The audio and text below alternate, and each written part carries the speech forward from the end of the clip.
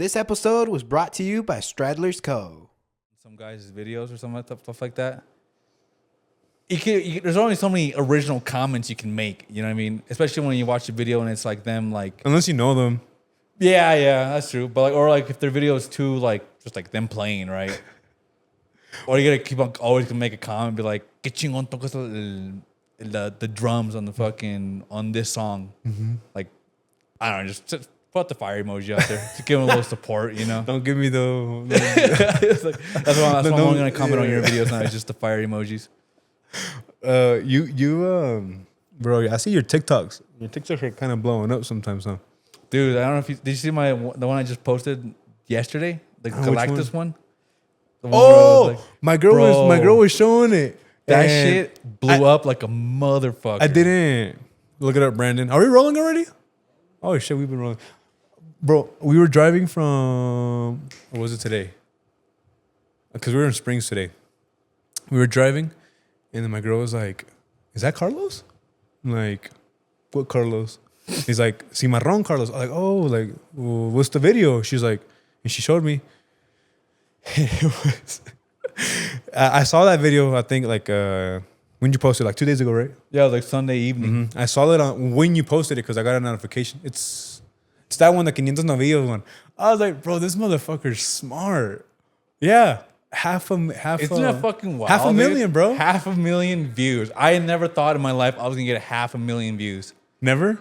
Dude, no, like I was like because when you reposted it and liked it around that time, it was like maybe 1,000 views, and I was like, hell yeah, like that's my goal, bro. Like just like my first goal with TikTok was to get out of that 300 like stage you always get on, where it's like you only get 300 views at most. Cause I would get stuck there so much, and then it was like 500. So I'm like, all right, cool, now that's cool. Now I was getting 800, now I was getting 1,000. So like anything above 1,000, I was like, hell yeah, that's dope. Rockstar level. Yeah, and I was like, once it gets to 1,000 views, I'm like, oh, it has potential to go to like 5,000. So once it started to get to 5,000, I'm like, oh shit, maybe I can do 10, 20. To 10, 20, and I was like getting to 50, and I was like, what the hell? I slept on Sunday night at 80,000 videos, or 80,000 views. And I was like, holy shit, this might be my first 100,000, or my one I most ever got was 30,000 views. Not even 30, 29,000. Did you get a lot of hate comments on that one? No. That was there was a few like those sarcastic ones, like, what do you mean, you know? But like I was saying, so I watched it. I think the day you posted it, probably like a couple hours later, right? And I didn't get it at first, but that's because I didn't read what you had put. Go back on it, Brendan. Like I just want to see it again. Yeah, I just want to see it again.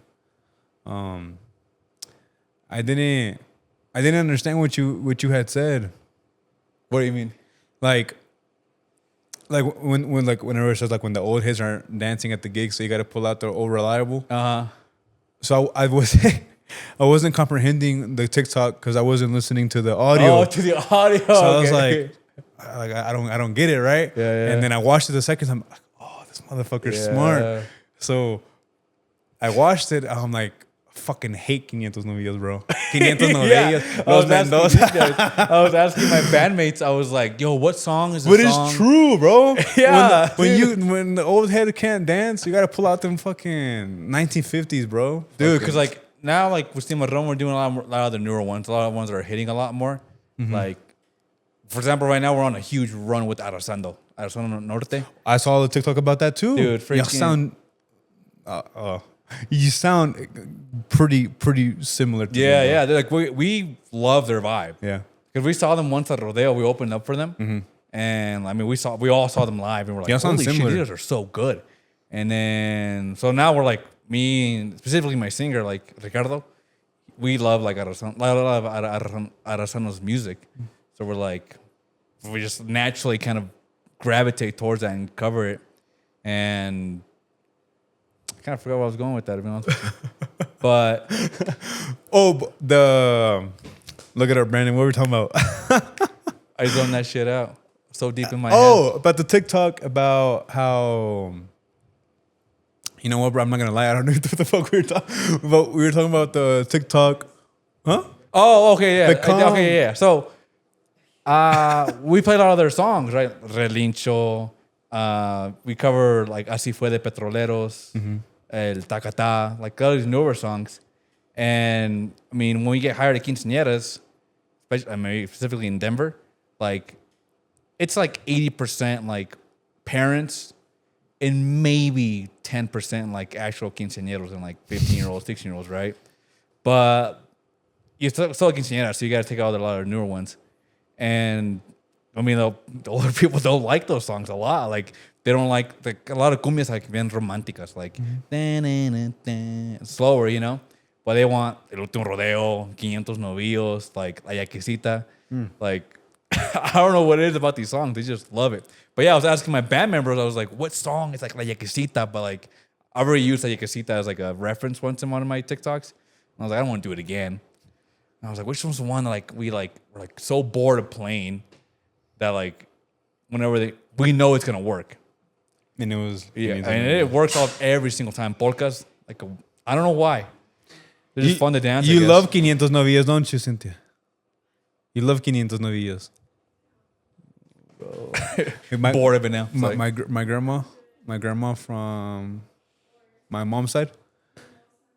Oh yeah, I remember I was growing up, and I mean I grew up with music and stuff, and like her side of the family were musicians, but she said that no matter what party she would step into, if Los Mendoza start playing, she's out.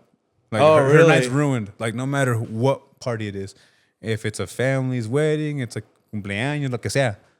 If it's Los Mendoza, she's out. I don't know why. Does she like leave during the song and come back? Or just protest that one song? No, like she's just like, I mean, I've never seen it like in person. Probably because at the time, she's probably like done with parties and stuff. Yeah. But supposedly back in her days, her night would be ruined, bro. Like, dude, I have no idea what the song of the Corrido de Mendoza is about. Like, we play that song every weekend. I do not pay attention to a lot of these lyrics, bro. I don't know why. I don't know if it's because I'm so focused on, like, the music side of it, but I kind of rarely ever pay attention to the lyrics of most songs, honestly. Unless you sing. Do you sing? No. I did start singing El Tacatá, but, yeah, I guess once I kind of, like... I mean, that was a simple song, right? You don't got to really, like, analyze it or nothing like that. But, no, I don't rarely sing. I don't sing, and I don't have a voice for them. I don't have a voice at all. Your dad's the one that sings. I think you do. You just gotta. I gotta practice, I guess. But I'm not willing to practice. I'm not willing to put that time into there. I'm gonna focus on the accordion. Get good at that. Like I'm like learning my skills, bro. I have to start learning my skills again. Like, you forget them or what? No, I just never learned them. You just learned. I never learned them, and then now I don't even know what they are. I bullshit. I bullshitted my way through like the first 5 years, honestly. Really? Of playing the accordion. Just by hearing music, you learned? Yeah, by hearing. That's a fucking skill, though, bro. That's badass. You should be proud of that. Well, thank you, man. But it's very limiting, though. I guess learning your skills would open up your mind to more. Yeah, like learning your instrument completely is kind of my goal right now. Because I've learned like the drums. I practiced the sax, the piano, the bajo sexto a little bit. I'm pretty decent at the bass, but even then, like I don't know my skills on the bass, and that really limits what you can do on your instrument. So I'm like, I just kind of have to like suck it up and like learn my skills again. Guess I never thought of. I thought as an accordion player, you had to learn, I guess, the basic stuff before you could actually, pick up anything. So you just started. I never knew that. Yeah, because I just started with like learning songs out of nowhere, or maybe not out of nowhere, but I was taught a little bit by a few accordion players. I think like the one I can remember was Juve de los Ídolos. Oh yeah. He knows how to play accordion. That's back when he was with Cimarron for a little bit, and he taught me like a little bit while like I was like joining the band basically. But mainly just YouTube. Yeah, that's crazy. YouTube and then developing the ear, I guess. That's how I learned the drums. Yeah, and that still suck. Probably need to learn my skills. So you gotta get a Beatles rock band. Yeah. You're in a rock band. Well, yeah. whoever's listening, right? we had already done this podcast like 3 months ago. What's today? August? Oh, it is August, huh? Oh shit, we did the first one in April. Yeah, mid-April or late May, April. June, July. 4 months ago, bro. Yeah, yeah. But since we suck, we lost everything. You know, so that's on our end. We lost some progress, but we lost the Homo sapien talk. yeah. That shit was my favorite. Oh bro. yeah. That shit was. We can always bring it up, but we'll bring it up. We'll bring it up in a bit. Yeah. But yeah, I guess we're gonna have to start from the beginning because we kind of bullshit our way through this first 15 minutes. Yeah. Yeah, you were in a rock band. Unless you don't want to start there, I mean, we can start wherever. I don't. We might as well. But yeah, you were in a rock band. But I mean, what's changed in those 4 months since I've last seen you? That was the last time I saw you, right? 4 months ago? Yeah, 4 months. And then we're gonna do it again. But then my dumbass. I guess I never sent the message or it just never went through. I don't know what the fuck happened. Yeah. That's Who on knows me. what happened there, honestly? Because We were ready just like this. I think it was before we left. When was it? When was that gonna happen? it's gonna be like on a Wednesday. Remember that? But like in May or Yeah. Like the first week of May, I think. I don't even know, but I guess whatever, you know. It didn't happen, but Yeah. yeah, we were waiting.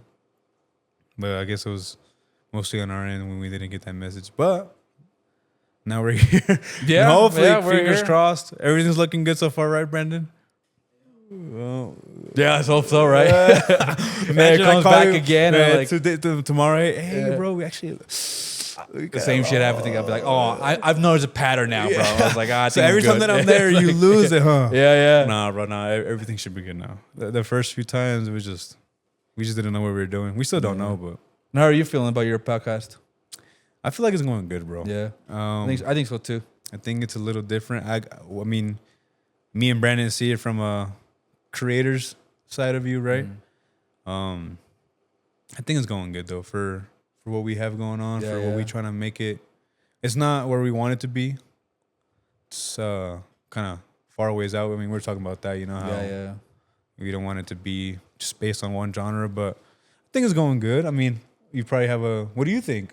You know, from a customer point of view. Yeah. No, I think you have like. I'm very surprised by like the guests you have on. Yeah, like, that's it what is I get a kind of lot. like I was like, wow, these are some like legit like, not just like your Typical local band or even like a mid-level norteño sax. Like these are like some like legend. yeah, some legends. I'm like, I mean, I gotta dang. give it to the guys though, and baqueteros though, man. I mean, without them, half of them probably wouldn't have been there. You know, Yeah. they're.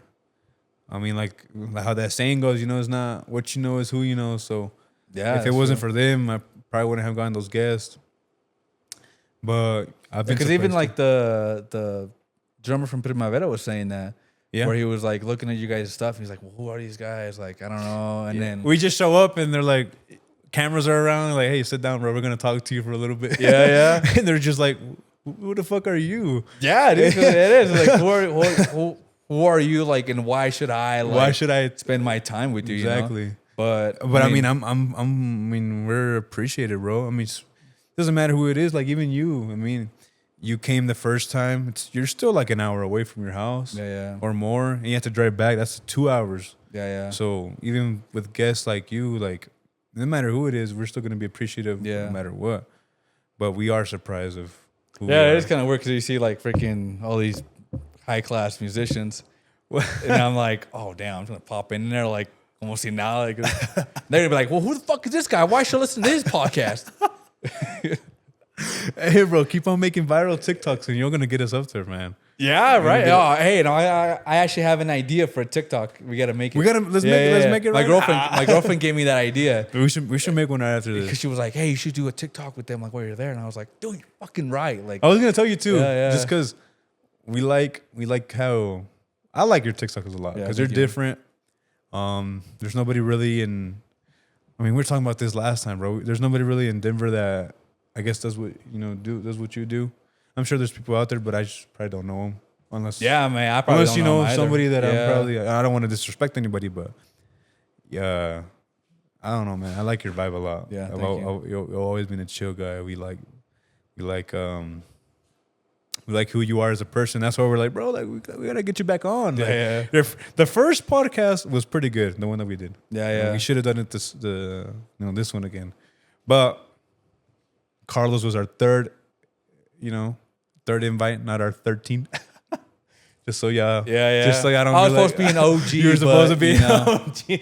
No, I still got the little, what's it called? Oh, you have the drum head? Yeah, bro, I still got it. Oh, really? Yeah. We still have it. I mean, it's not like we make this shit and then like, nah, delete, you know? Yeah. We didn't really want them. Like, nah, bro. Like, this is, but, we've had, to what was I saying? Yeah, we've had some good guests. Gracias a Dios. But, hey, man, this is podcast for the people, bro. Yeah. I'm excited to see what you're trying to do. I actually want to interview more people from Denver, but, I mean. Yeah, I was going to say, bro, you should, I mean, not saying how to do your stuff, but like, it is, I mean, that would help out Denver, right? I mean, because like now I'm starting to like pick up like slang. I'm not slang, but like I'm like having like this what do you call it?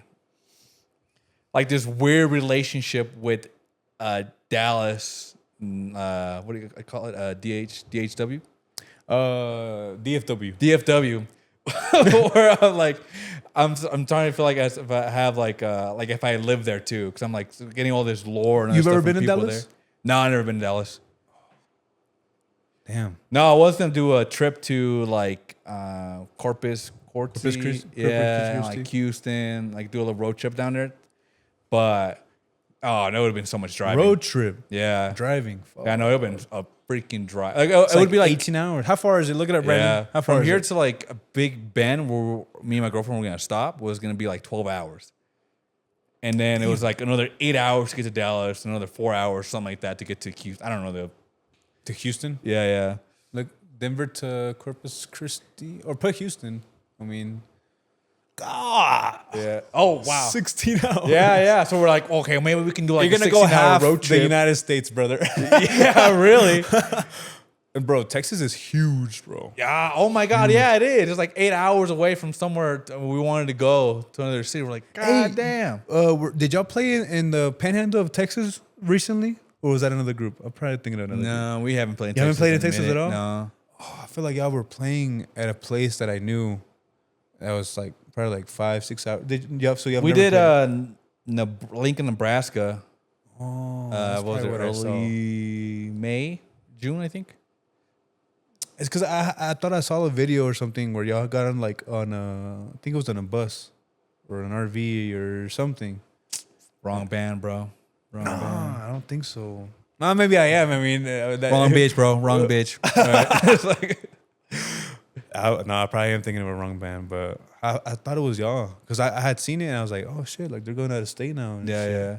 But it was probably that in Lincoln, Nebraska. But Yeah. for some reason I thought y'all were in a bus or something, or I don't know. Maybe I'm tripping. I mean, we got a little box truck, a little rinkety-dink box truck, you know. We don't got like a nice van or nothing like that, but we got a pretty dope box truck that has like a shower and all that in it.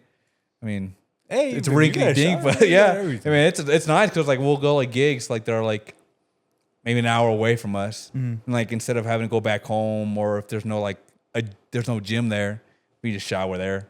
Yeah. Shower there and then sleep and all that. It's our own little version of it's like a local version of a tour bus, you know. Because have you seen like Agresivos de las Sierras? Do you know who they're? You know the Manny? Wait, it's Manny, right? It's Yeah, Manny's the drummer group? Manny. But no, I haven't seen their. Dude, they have a van or dope ass bus. I didn't realize how big of a band they were, I guess, until I saw them at Stampede. really? Dude, they're legit. Have you ever seen them play live? Have we? I don't think Agresivos de la Sierra? Oh no! Look it up, Brandon. Yeah. Hey, bro, you got. Dude, so Manny. Agresivos de la Sierra. Yeah. Wait, what should we look like? What do you mean big? As in like they're like really good musically, or like Musically? they have like the traction and like the audience? I think they must have attraction, bro. Cause I saw them at Stampede. We opened up for them at Stampede, and they have some good production. Like their set list is so well done, like refined, like their on-stage presence. And Manny, this guy's be playing like 4 instruments in one gig. I mean, brother, 40,000 subscribers on YouTube ain't nothing to play with. Yeah, right. That's crazy. And they're local from Denver? Or I'm not, I guess not local from Denver, but I mean, they're from Denver? Yeah, they're from Denver. That's. They're local. I mean, I guess they're local. I'm not sure if they travel. Go to a videos, lot. Brandon? Can I remember that one, El Baile del Go to Popular? Conejito? I remember that shit from when I was like in middle school. El baile de 23 million. Yeah. What? Dude, oh my God, I remember watching this shit when I was so young and thinking like, whoa, oh my God, a music video.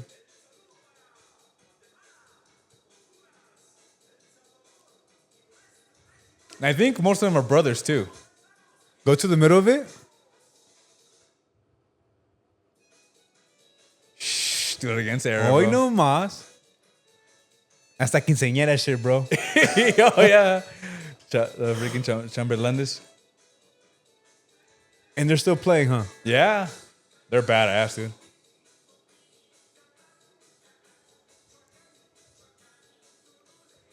Some Denver legends right there for sure. Damn, I mean, you play with Caudales. Caudales, Yeah, bro. Caudales and some local legends as well.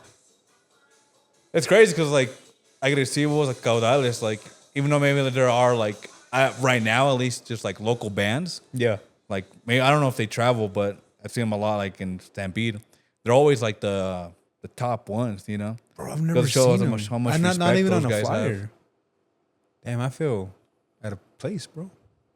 You feel out of place? I feel like I shouldn't even belong here, bro. You know what? Cut this podcast, bro. I don't even know about So, music. we At that point. gotta get into Gotta get- instead of saying DFW, we gotta come up with some kind of Correct me if I'm wrong. Is there any podcast out here in Denver? From what I've seen, no, dude. No. No. If anything, you're probably the first one. Damn, bro, and I don't even. You see? Go to the show, bro. Goes There's to not much. show that I There's not ain't- much I going ain't on saying, here. bro. Like, Well, like, not only that, but like I'm here and I'm not doing stuff here. oh yeah, yeah, man. You gotta find some. Who do you recommend? Local talent. Who do you recommend I should bring on? I mean, Manny from Agresivos. I feel he would have some good Stories? some good lore, like with the Denver scene, you know. Yeah, yeah. He must. I mean, he must have been like traveled all around, like Denver, you know. 23 million, bro. No Fuck, more, man. yeah.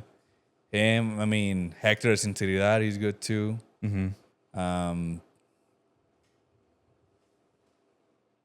You can get like Marcos de Todio Hoginaga. That's another big band here in Denver.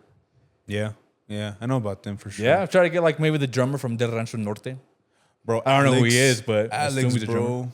Yeah. Alex, a cool cat. Alex, that's. Oh, for is it? Yeah, that's the name for the drummer of. The Oh, Rancho okay. Because I thought Norte. he was a sound engineer.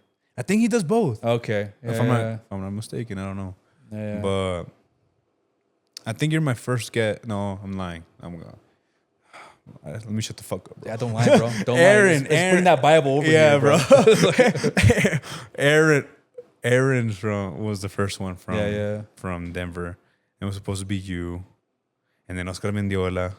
So I've had 3 people from Denver. Yeah, I think, yeah, right? yeah. 3 people. But I need to bring on more people because like that's the whole. That was the first thing I was gonna do. Bring people Yeah. from Denver. Yeah, try it out, man. Try it out. See what they got to say. I mean, it'd be cool to get like, I mean, it'll be more niche, right? It'll be more like local. But Well, that's what we were talking about the first time we were doing this about the scene here in Denver is a little. How would you say it respectfully? I remember saying that it was quiet.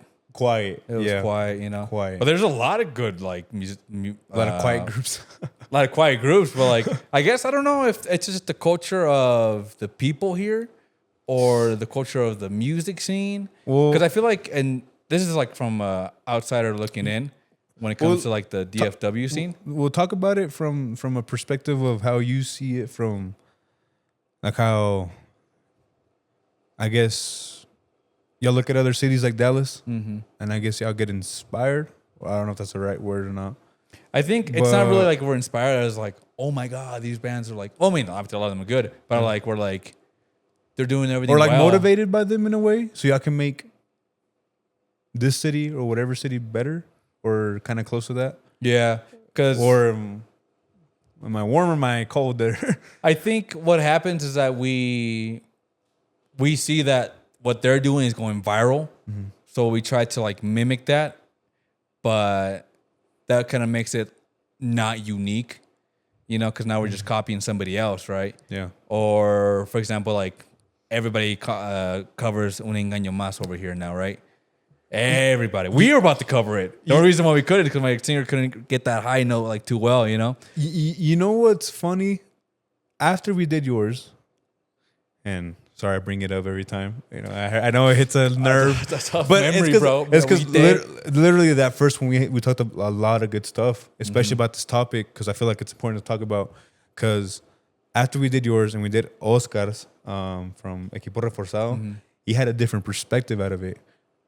Like he actually, like he thinks the scene is actually pretty good, but he also comes from different genre. From a different genre, right? Yeah. You would think it would be the same, right? Exactly. Like so after we did Norteño his, sax. right? Yeah. It I don't know why it's always, I guess, Norteño sax or I don't know why. Like I don't know. The scenes are Tumbados different. is way more mainstream For sure. than Norteño sax. And they you know what I mean, like Peso Pluma. There's no. I mean, who's a big like a Peso Pluma version of Norteño sax? Like Maquinaria is probably the closest thing to that, right? I mean, Posima. Yeah. Like if we're talking modern, Yeah. yeah. Or los Primos del Este. That's true. They're freaking big and they're really good. Yeah. But they're more like. If we're talking modern though. Yeah. Because Los Primos de Este, they've been doing a lot more like cumbias, like. Because I mean. Con accordion. I mean, if we're talking. Like in general, I mean, you could still say Releros are still big up there. Yeah, Primaveras are up there. But they're big because I feel like they have like their name respected. Now they have that respect behind them, you know. They have the years behind them. Yeah. But still, like they don't have millions of listeners. I mean, again, they're out of their peak, right? But yeah, I guess Los Primos de Estes are probably one of the few ones who are like have like maybe 1 million listeners on Spotify and all that. And like going back to what I was telling you, like the different genres have different perspectives, and not just here. I'm pretty sure like in Dallas is different too. Yeah. Because in Dallas, from what I've seen, in my opinion, Norteño sax is bigger than corridos or. Oh, really? Yeah, for sure. And like if you go down a little south in Houston, that's more cumbias norteñas, you know, like the frontera vibe. Yeah. Okay. Yeah. Instead of norteñas con sax, which I mean, there's a little bit of everything everywhere, right?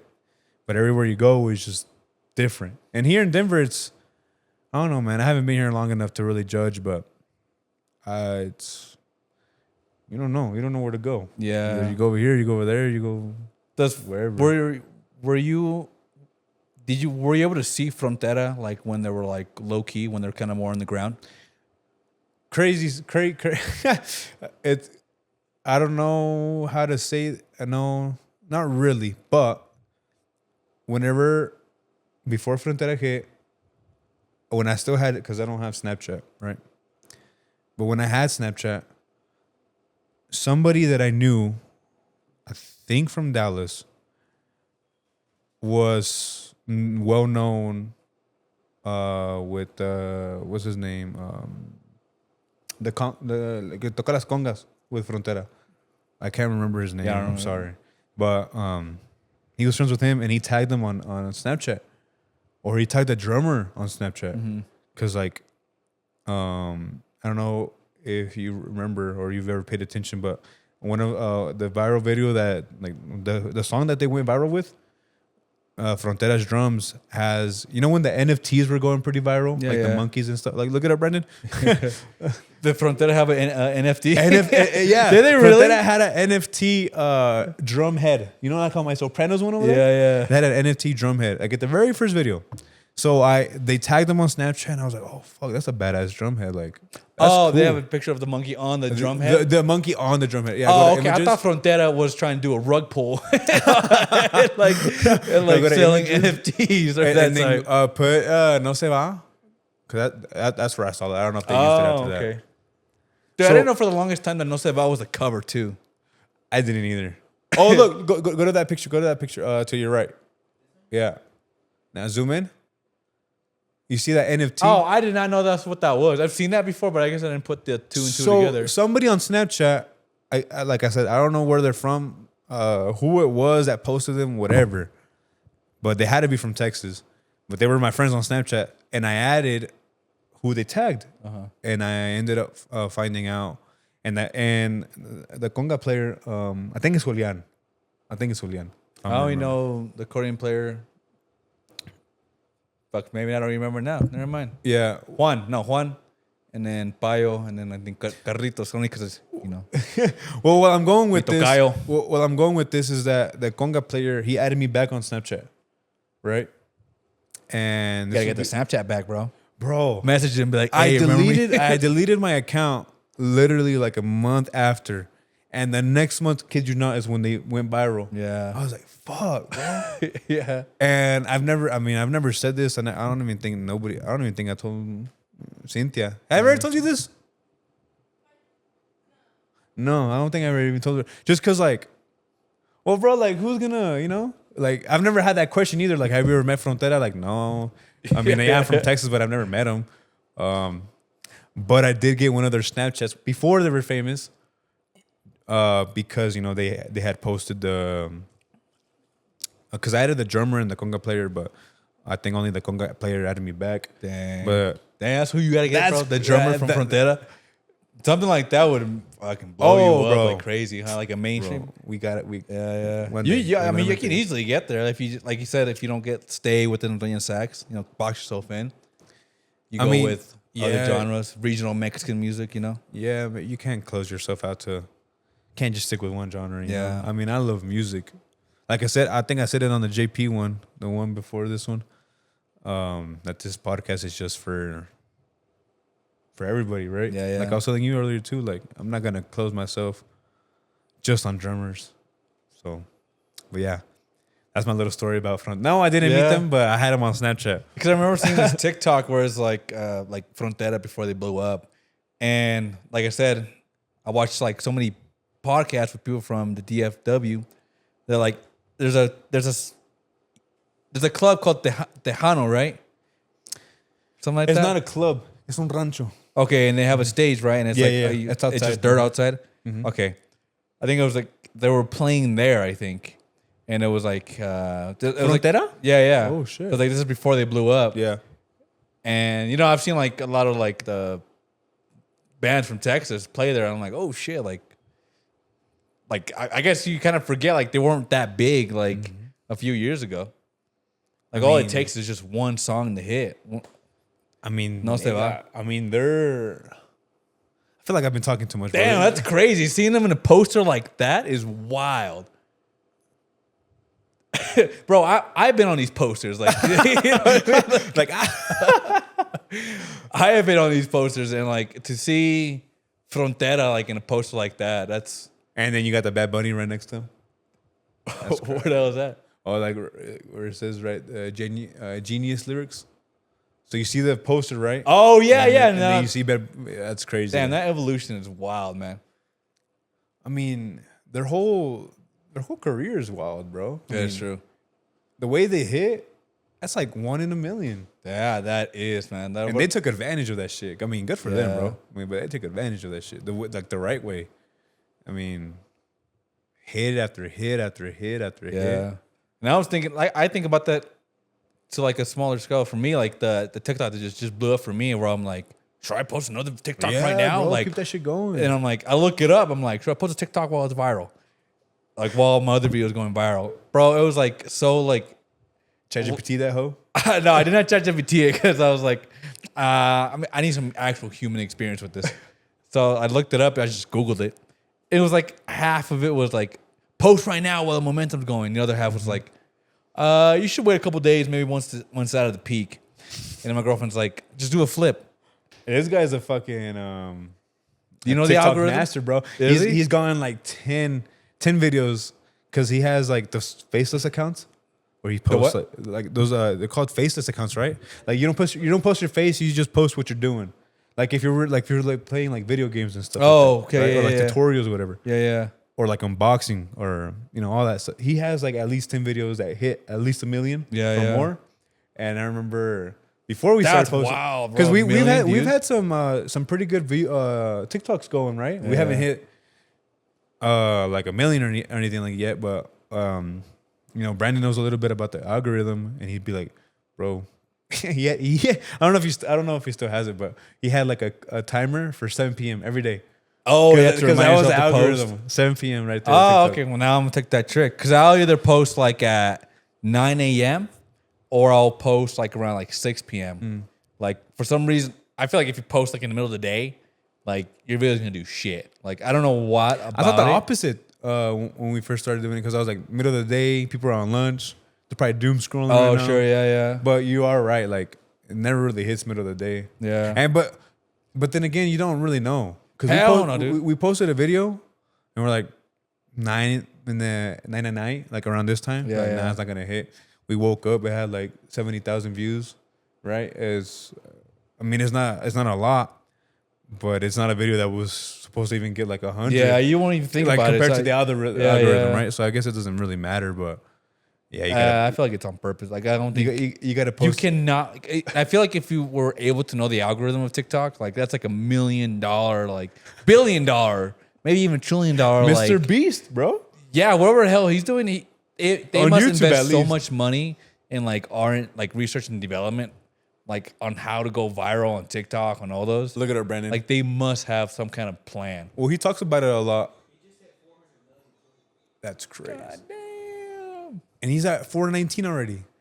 There's this fucking one one of the likes on one of my followers, I think, on when the video went viral. It was like a picture of Mr. Beast. And it was like a fake account of Mr. Beast. And I was like, what are the fucking odds of Mr. Beast following me just out of nowhere? But these people with these fake accounts of Imagine he comments, bro, like, oh yeah, no, can you like the actual Mr. Beast. I'm like, what the fuck? That'd be crazy. He talks about, oh my, that's a lot of views, bro. He talks about it a lot on some podcasts that I've Yeah. seen, that they studied, like they like got together, him and like other people, and like studied the algorithm of YouTube until they got it down. It's Yeah. like pitch perfect. I mean, he clearly did, bro. Fucking averaging 300 to 400 million views per video. That's crazy. Yeah, that is real. Imagine the advertisement with that and like the sponsorships. sponsorships and all that. That's crazy. The opportunities, man, that you can get with something like that. I feel like I've been talking a lot, bro. I feel like I've been talking too much. Well, that's the whole point of a podcast, isn't it? Oh, I know. Just a but gap like, session, bro. It's usually the other guest, but no, this is a good conversation. Yeah. I'm liking it so far. Yeah, It's been 4 months. I wanted to see how you were doing with your Bible reading. Oh, How far okay, did you yeah. get? How far did you get into that? Right now I'm on Chronicles 2. Really? Yeah. Which the Bible is like kind of like Well, on and off, man. Since the time that I talked to you, you had barely started, right? I think you were like I on was like Exodus. barely on finishing Moses, I think. Yeah, like Exodus, right? I think, Yeah. I think it was like on Exodus. I think I was probably barely starting Judges, I think. Mm-hmm.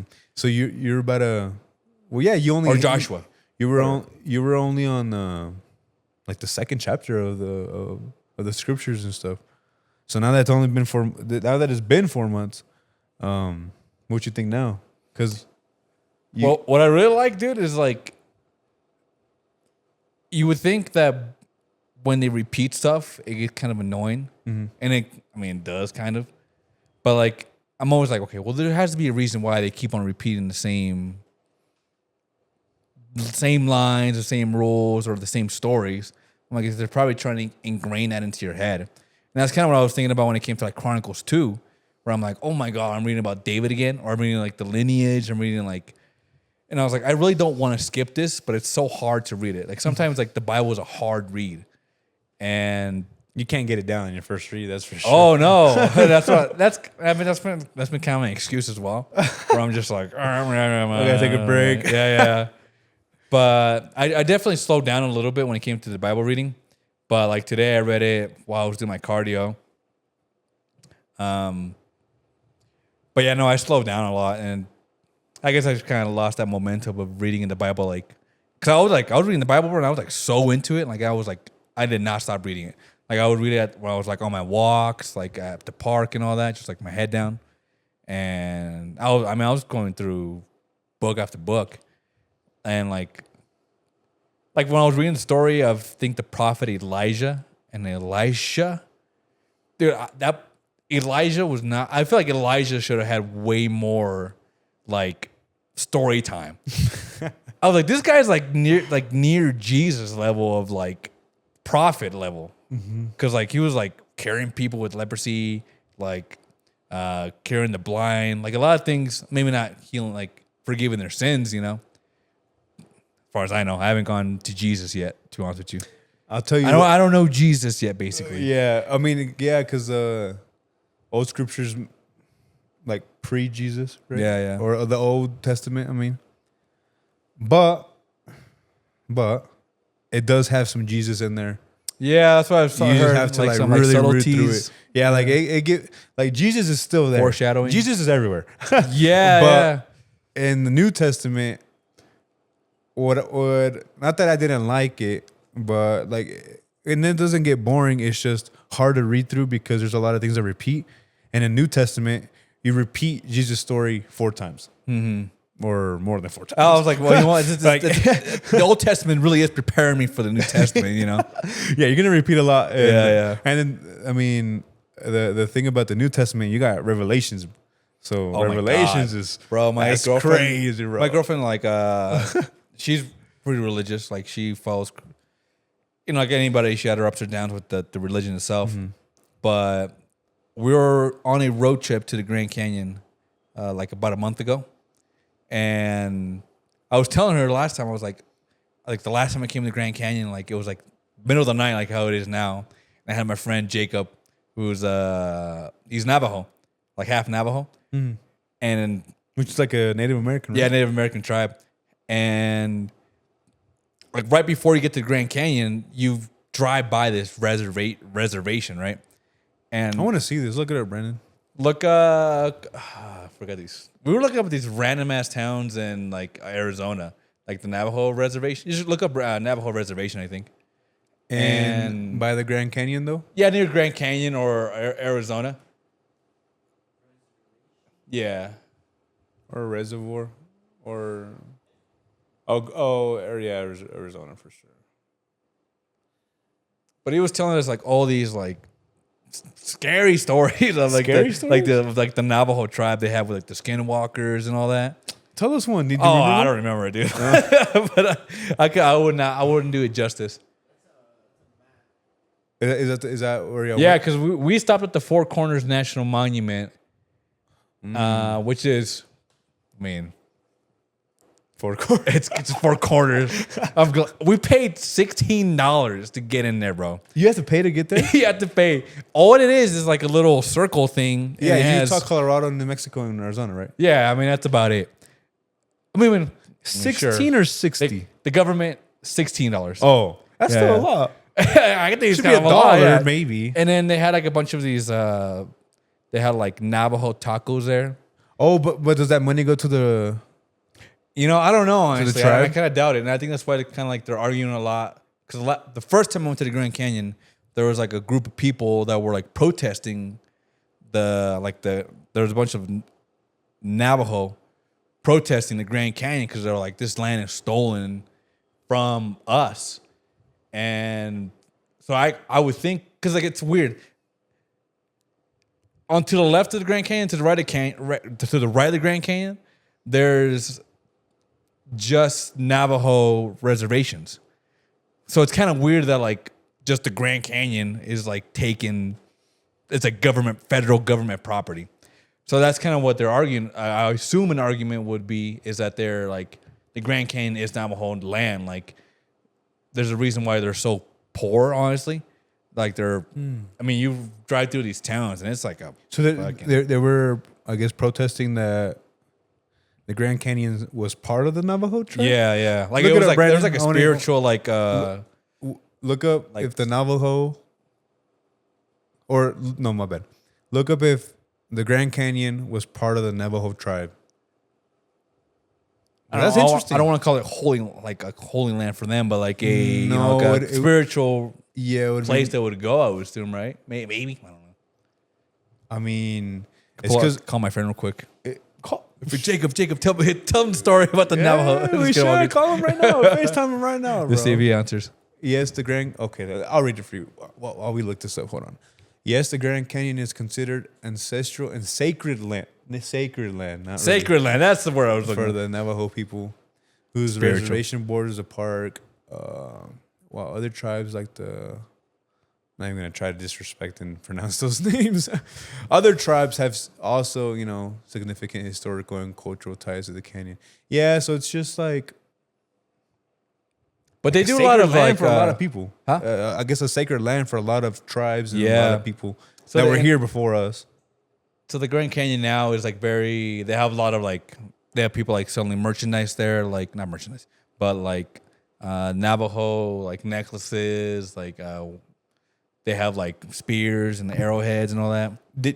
Was it a trip where y'all stayed at the Grand Canyon, like in Arizona, or y'all just came back like the same day? No, we did a trip to the Grand Canyon and we'd stay there for a day, but we were gonna stay there for 2 days, but there was a fire on the North Rim and we were in the South Rim, and when we got there, I've seen it before, but that was my girlfriend's first time seeing it, so she barely was able to see the canyon itself, and it's majestic, man. Like it's, I never been.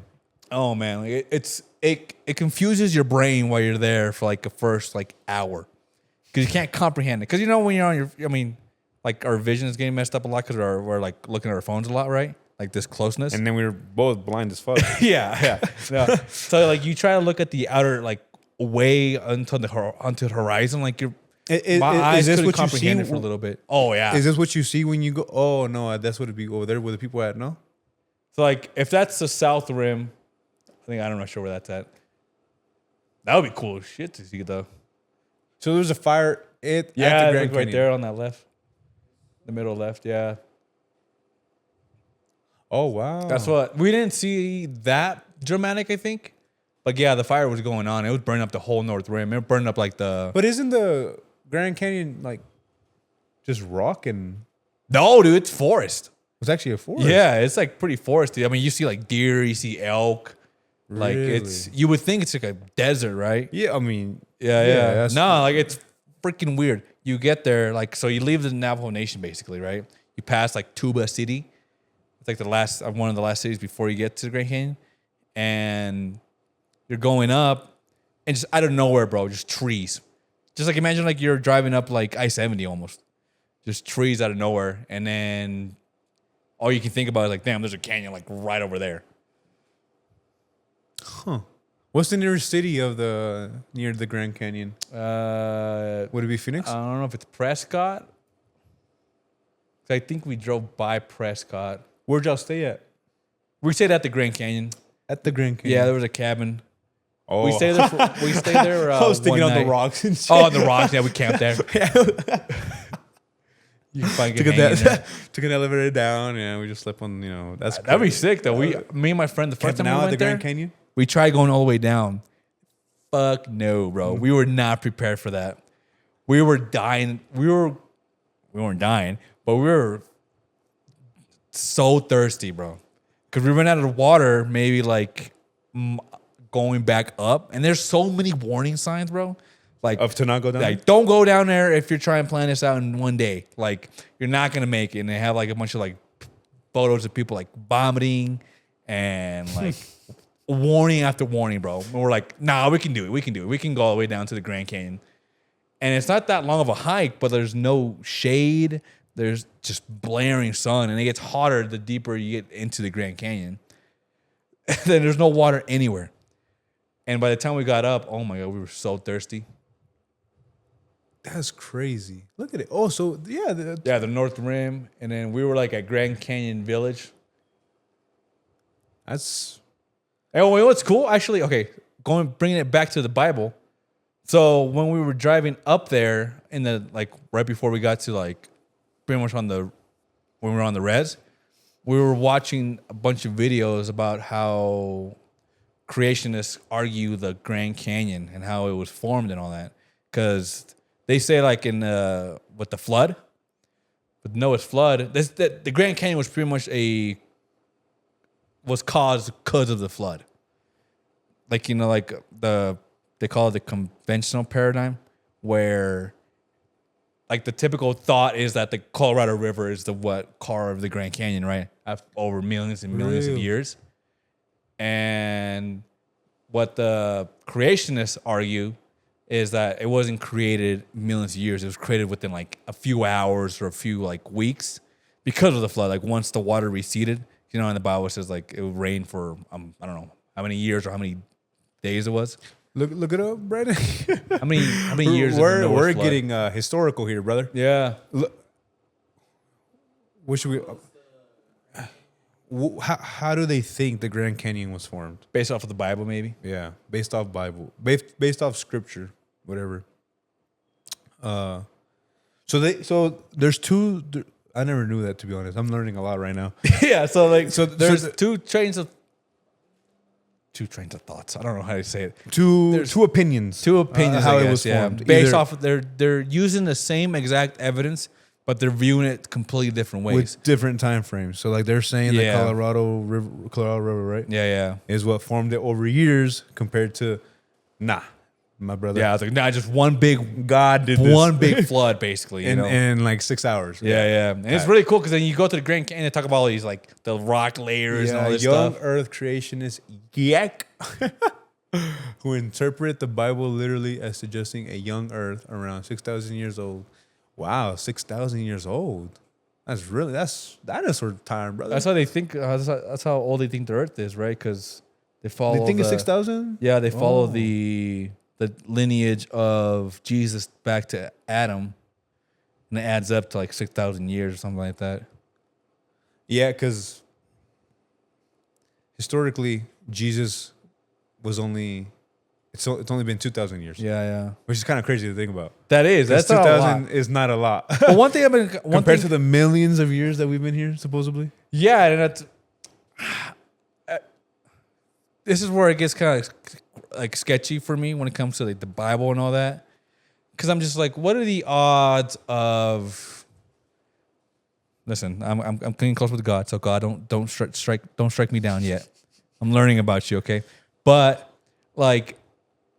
Well, that's what are the odds of a God, of these prophets, of Jesus coming into human like civilization right as soon as like written history was created, or when like civilization happened? That just seems too coincidental, I guess. I don't know, to me, where I'm like, it took him. You would think humans before then, if the Earth is really, or if the universe is 13.8 billion years, you would think God would be there from like literally the get-go. You know what I mean? Like before. I don't know. Like that's probably a question too above, right? Like, how do some questions that aren't supposed to be answered from the Bible. How do they think the Earth is right now? Let me see. I never really heard about that, to be honest. Earth, young Earth. You haven't heard about the young Earth theory? None. I remember that was like one of the first things I learned in the like Catholic school. Really? Yeah. I don't remember that. It's like 6,000 years. That's crazy because I'm really into. I like a lot of science. I like a lot of conspiracy theories, even though most of them creep me out because just like it gets your brain tripping. Yeah. Right. Yeah. Because you're not really supposed to guess. Our brains can't comprehend a lot of things. Yeah. You know, that's why we think a lot of. So the young Earth creationists believe the Earth is thousands, not billions of years. Basing this belief on literal interpretation of the Genesis account in the Bible, where God created the universe in 6 24-hour days. This view considers creation as a series of special divine interventions, creating the world and all life forms instantaneously, indirectly, rather than through natural processes like evolution or Big Bang, which are incompatible with their religious beliefs. So you know what's kind of weird about like the rejection of scientific evidence?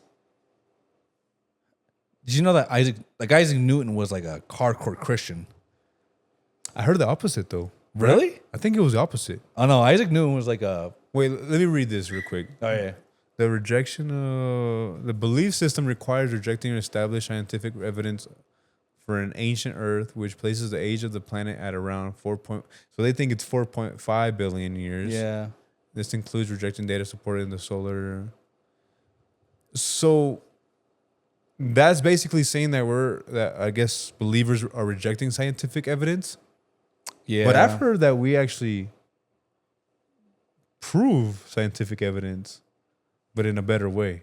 Or am I wrong? Like the Bible does, or Yeah, the Bible, like just creation in itself. I don't know, man. So, in summary, the Earth was created in 6 days, not years and years and years of Yeah, evolution. because the way I always kind of interpret like the 7 days, and I remember like watching a video when we were in Catholic school, where it was like, though, I mean, so many things get lost in translation, right? I remember telling my girlfriend, I was like, what was the language before Hebrew? Like, if the Bible was a oral history, then what? When was writing invented? Like 10,000 years ago? When was writing invented? Hey, we're learning. If it was This is 10,000 years ago, educational. right? Yeah. Right. Was Hebrew one of the first languages ever? Like, I wouldn't think so, right? I would think there would be a language before that. So if stuff gets, what did it say? It says around 3400 BCE. Yeah, like the first writing was what the Sumerians. Yeah. Oh, writing wasn't invented just once. 4 different systems developed independently. Yeah. This goes back to the Homo sapien. Yeah, the Homo Bro, sapiens we can talk book. about when Yeah. was music first created. That's crazy, huh? Well, I guess Satan, didn't Lucifer invent music technically, according to the Bible? I think he was the angel of that, Yeah. which is why they say a lot of people sell their souls. Yeah, a lot of musicians. Oh, that'd be crazy. Because I guess that kind of makes sense that. Who created music, Brandon? Who created music? Hey, we're making him work double with it. ChatGPT, But you know what what? the ChatGPT. You know what's crazy though? Like when I listen to all this type of stuff, it's just you want to learn more, you know? Yeah. Because you don't really know what I guess Yeah. to think, or it's just a lot to comprehend at once. I don't. Because the more I read the Bible, the more I see God everywhere now. Yeah, Like, it's so trippy. that's like, beautiful though. You know, like, I remember, I'll tell you a story. I was at a gig, and I was high. Say a little louder, bro. I was high, and I was like regretting because I was like, I know I don't play well when I get high. I was like, I know I don't play well when I get high. I know I don't play well when I drink. Like why did I do this? Luckily, consumerism has consumed quinceañeras, so they love like the robots. You know, you seen the robots, right? So I had like an hour to sober up, and I remember just like kind of like sitting down, just kind of like zoning out. And I was thinking, I was like, oh, like what do I do? I was like, damn, I kind of wish I could read the Bible right now, but I don't know if I didn't have my Bible or something like that.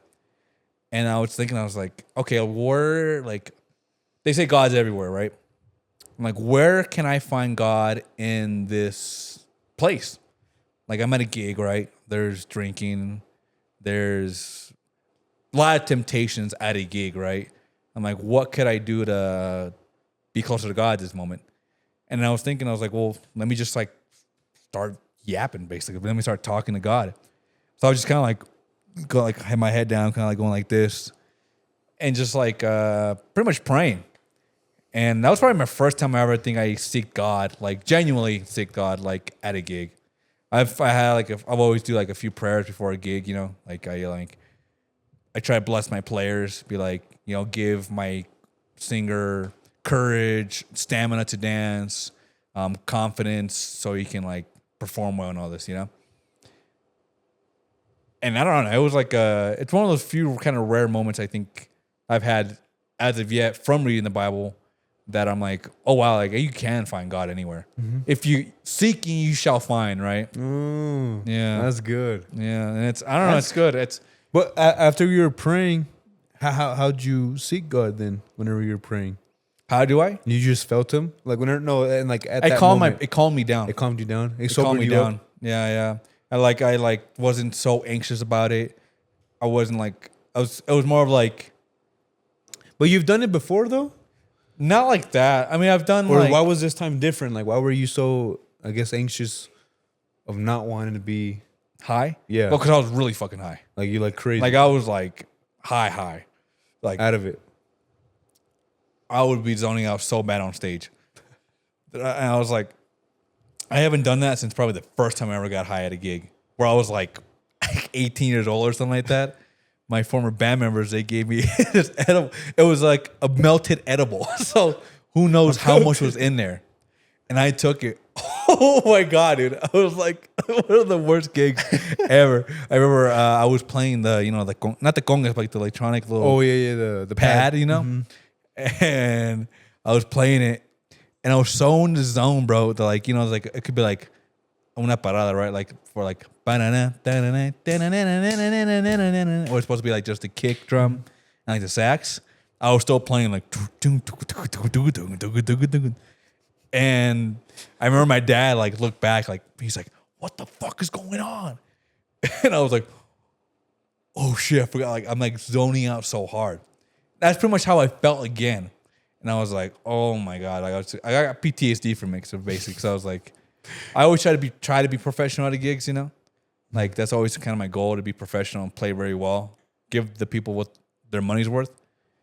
And I was like, me being high, I ain't gonna give them their money's worth. Like, That's good though, man. I'm glad to hear that you're still on that path. Yeah. I mean, I guess I shouldn't get too religious on here, but don't Why care. not, bro? It's You're fine, supposed bro. to. I mean, It's like whatever I want about. from what I've But seen and heard, like you're supposed to spread the word of God, right? Yep, So if it exactly. comes up, you might as well. Like, I mean, I love talking about it just because yeah.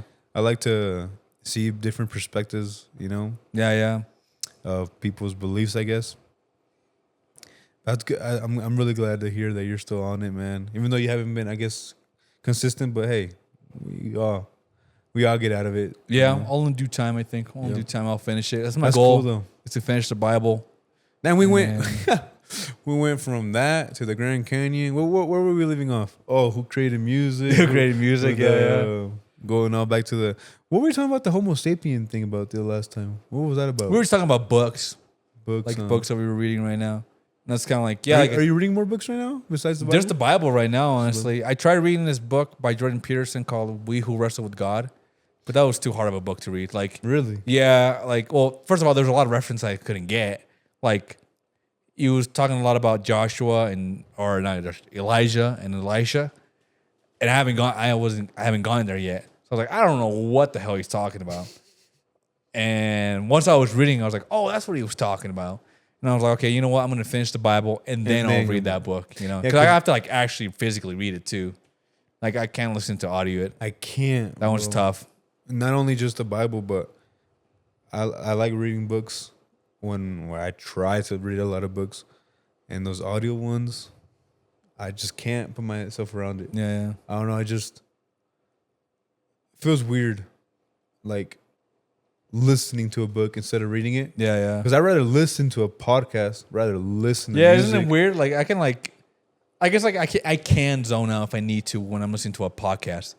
Yeah. Because it's kind of like, like I don't have to grasp the whole thing, you know what I mean? Yeah. But like with the book, I feel like it's kind of a waste if I don't grasp the whole thing. Yeah, because then you miss something. Yeah. Even something little, and then you go back to it, you're like, I don't know what. That's how I am with the Bible right now. I'm like, what I just read? I'm like, Go back to it. Yeah, I have to go back.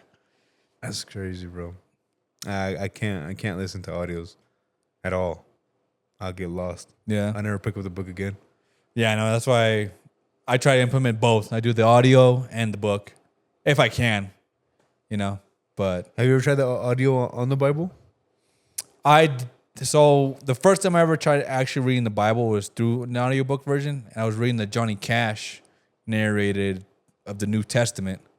Johnny Cash. Yeah, Johnny Cash narrates it. Look at it, Brandon. I can play it right now. I love it. I remember I was like quoting it. Johnny Cash did not narrate it. Oh, that's dope. Bible. Johnny Cash reading the New Testament. Yeah, New Testament. Only for the priests? Or have you not read in the law that on the Sabbath the priests in the temple profane the Sabbath and are blameless? So Yet it's I funny say is to you when I'm reading that the in this Bible, I read it kind of like how he's reading it right now. Because this is how I was reading it the first time. Like I guess I mellow? got to Matthew. Like mellow and stuff like that. Yeah, yeah. Kind of like with that kind of tone, like in my head.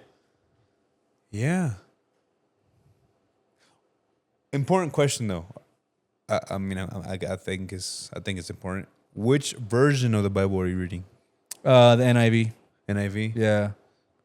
which is like the most International. Christian one, right? Like It's what? I guess it's like the most Christian one, I guess you could say, or you. That I could, don't know, honestly. it's the. Oh, I don't want to mess it up. I don't know what it's called. Basic, I guess. Not basic. That sounds bad. What is the? Oh, like the language is more simple? Not that it's more simple, but it's so Catholics, because we're Catholic. I don't know about yourself, right? But Catholics, they used NSRV one, which is like the Catholic edition, Okay. and the NIV one is the more Christian version, I guess you could say. Oh, okay. But I never really understood it. Maybe just my ignorance, because I consider myself a Christian too, even though I'm Yeah. Catholic. Catholic Christian, Christian Yeah, Catholic. But I think there is like different wordings. There's different like phrasings of literature on different versions of the book. Because there's also like I think that Johnny Cash one was that the New James one. I think it's a Let different me see. version. Might pop up there. Look up different Bible. New King James Version. Yeah, New King James Version. Look up the difference between NIV and New King James Version. But yeah, because the only reason why I even got the NIV version was because I was watching this video by Cliff Stewart. Do you know who that is? He's kind of like a preacher. I don't know if he's a preacher, but Oh, is it the like the older guy. Yeah, the kinda guy like that curly white hair. TikTok. Yeah, Yep. yeah. Yeah, exactly. Because I think he's I don't want to mess it up. Like Protestant or something like that. Yeah, I don't know the difference between the different. the New International Readers. Yeah, it's ran at a third grade level reading for children. Damn. Newer reader. I'm already having that hard time reading this book. Hey, talk about being humbled. Back when you were saying, yeah, I'm having a hard time. Yeah, I can't comprehend shit. And they're like, oh my God. Right here saying, yeah, it's written at a third grade level. Jesus easy for Christ. kids, new readers, and non-native English. I think I'm gonna have to go back down, not back down, but go to like. Have you seen the Action Bible? It's like a the comic book version of the Bible. On TikTok. Yeah, yeah. They had, like the pictures. I've been wanting to I get saw that on Target. It's kind of cool, actually. It's at Target? Yeah, yeah. Cause it's not like they don't like. It's not word by word like the scripture. Like sometimes they'll have like kind of like thought bubbles of what the character would be thinking. Huh. So it's like a legit comic book, just With with the the Bible in it. That's And it's not all the stories. Like it Oh. pretty much skips like I was just reading that, bro. My bad. Deuteronomy and all that. I didn't mean the cookie so much. Oh, Brandon, you should have. Yeah, go back real quick. No, I was just saying. Oh no, you can go. You can go to the comic book. It was just saying that the third grade level is the NIRV, but yours is the NIV, right? Yeah, NIV. Which is 7th grade level. Well, Hey, that's an upgrade from third. that's about the grade. time I stopped reading for a while. I didn't read for shit I in didn't high even know school. there was an NIV. But yeah, I guess the NIV is like the most the international one, like the most accessible one. Yeah, But that comic book, bro, if you see it again, let me know. I'll send you money so you can get it from me. yeah. No, there's some at I haven't Target. found it. I mean, yeah, you can get it online, but Yeah, that's the one I think I saw. that'd be Pretty cool. legit. Yeah, but I don't know. I mean, I'm not really into comic books. Hey, brother, if it's about Jesus, That is true. Yeah. I mean, Yeah, it's so weird because my relationship with Jesus right now is kind of like he sounds like a good guy. You know, like I don't. good buddy. Hey, he sounds like a good guy. Like you know, like seems like a lot of guys give him praise. You know, I don't know. I haven't gone there yet. that's cool though, man. That's cool. Oh, Maybe man. ask me again in another 4 months. Another 4 months. After Yeah. we lose this footage. Yeah, I know. No, I'm just kidding. No. Well, how's it been? How's it been with the group in these 4 months? It's been I good, saw man. that y'all got out. Yeah, y'all got out the Voy a dejarte? Is that the song that it's called? Or is it? The one we recorded. Yeah, there's a new song that y'all Yeah, just got out. compréndela. That one, but there's another one with like this cool title. ¿A dónde vayas? A Donde Vayas. A Yeah, Donde yeah. Vayas. A Donde Vayas came out That's one of my favorite early ones. this year in January. Yeah, and then there's Compréndela. Put that Hey, that, Compréndela one. FYI, that I don't run that Facebook, so Who runs it? basically my dad. Why don't you get a hold of it, brother? No, I do run it a little bit, but I don't post on there too much. Diamante. I let my parents kind of control that one because that's like honestly like the Facebook. It's more targeted towards like the older crowd, you know, the That is true. 40s though. above, you know. So is I true. let a 40 and above person It's hard. Yeah, For yeah. me, it's hard to get any traction on Facebook. Yeah, I feel like I don't know. I literally only focus on TikTok when it comes to promoting the band. And then I saw that y'all got that song out with Sinceridad. Yeah, that one was sick, man. That was a brother. cool experience. Yeah, put that video on. Bro, how was it? Tell me about that. How y'all recorded it? So my friend Israel, he's like one of my best friends. He's the one who filmed it, and friends? I was asking Hector. I was like, "Who do you recommend?" And you give me a few lists. And I was watching the videos, and I was like, "Well, I mean, they ain't bad, but I'm like, I know my friend Israel can do a way better video than this, than from what I saw." And so I hired him, and it was he pretty much like directed everything. I just kind of gave him like a vision. I was like, this is kind of what I think. Like, hey, we can get a horse. Like the trucks that came like last minute. We were there, and I was like, oh shit, you know what? I think it'd be kind of cool to just have these trucks here. Yeah. I mean, they ain't the most baddest trucks in the world, you know, but like looks cool. You know, like it's just cool. like it kind of adds on to the fills up feature. the You know? gap. Yeah, exactly. So where's this stable at, or these stables at? Or this? Have you ever played at La Cascada in Brighton? No. Its own, like what do they call it? Lozano. The actual building is called Hacienda Gonzalez. The guy who owns it, like his son, his name is Kevin. He was the one who helped me out with it.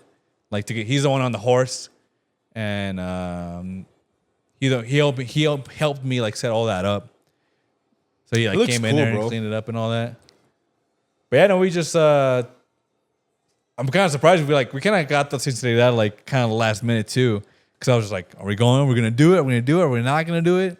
So my plan B was to do Comprendela, the one we just kind of recently came out with. Why was it a surprise, or were they not gonna go, or they were just busy, or It wasn't like secured yet. Like they were telling me yes, but like it wasn't like for sure. for sure. You know, so I was kind of like I had to make up a plan. You know. Well, they have a good image too, bro. Like, Yeah. like the video, it just shows like the personalities, I guess you would say. Yeah, I mean, we can't just let anybody do everything. We're just kind of like just kind of stick in this location, but do what you want to do. You know. Man, Denver needs more of this, brother. Yeah, we need more collabs. I feel like that's be the one of the difference. biggest things that Denver needs is more collabs within people inside Denver, you know?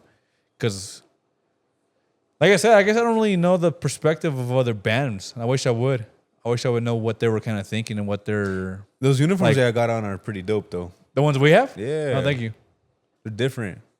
Very. Yeah, it was so crazy because, like, we didn't plan this out. Like, we didn't let them know we were going to wear this. Like, they were just kind of like, oh, we might wear this and that, you know? very it kinda like- Primavera style. It kind of like worked perfect because like they're blue, we're red, they're black Tejana, we're white Tejana. That was only But it's 3 weeks kinda- ago that y'all posted that? Well, I guess so. Feels like a way longer time than I that. feel like I thought that was like a month ago. Well, not a month ago. I thought it was months ago. That's what I meant. But Yeah, because 3 weeks. yeah. I felt like it was like an extra week ago. But yeah, I did well, man. What other groups are y'all pretty close with here in Denver, or is it very limited? We're decently close with like los de Ídolos. My dad's pretty good friends with them. My sax player Saul, he's closer with the other band members.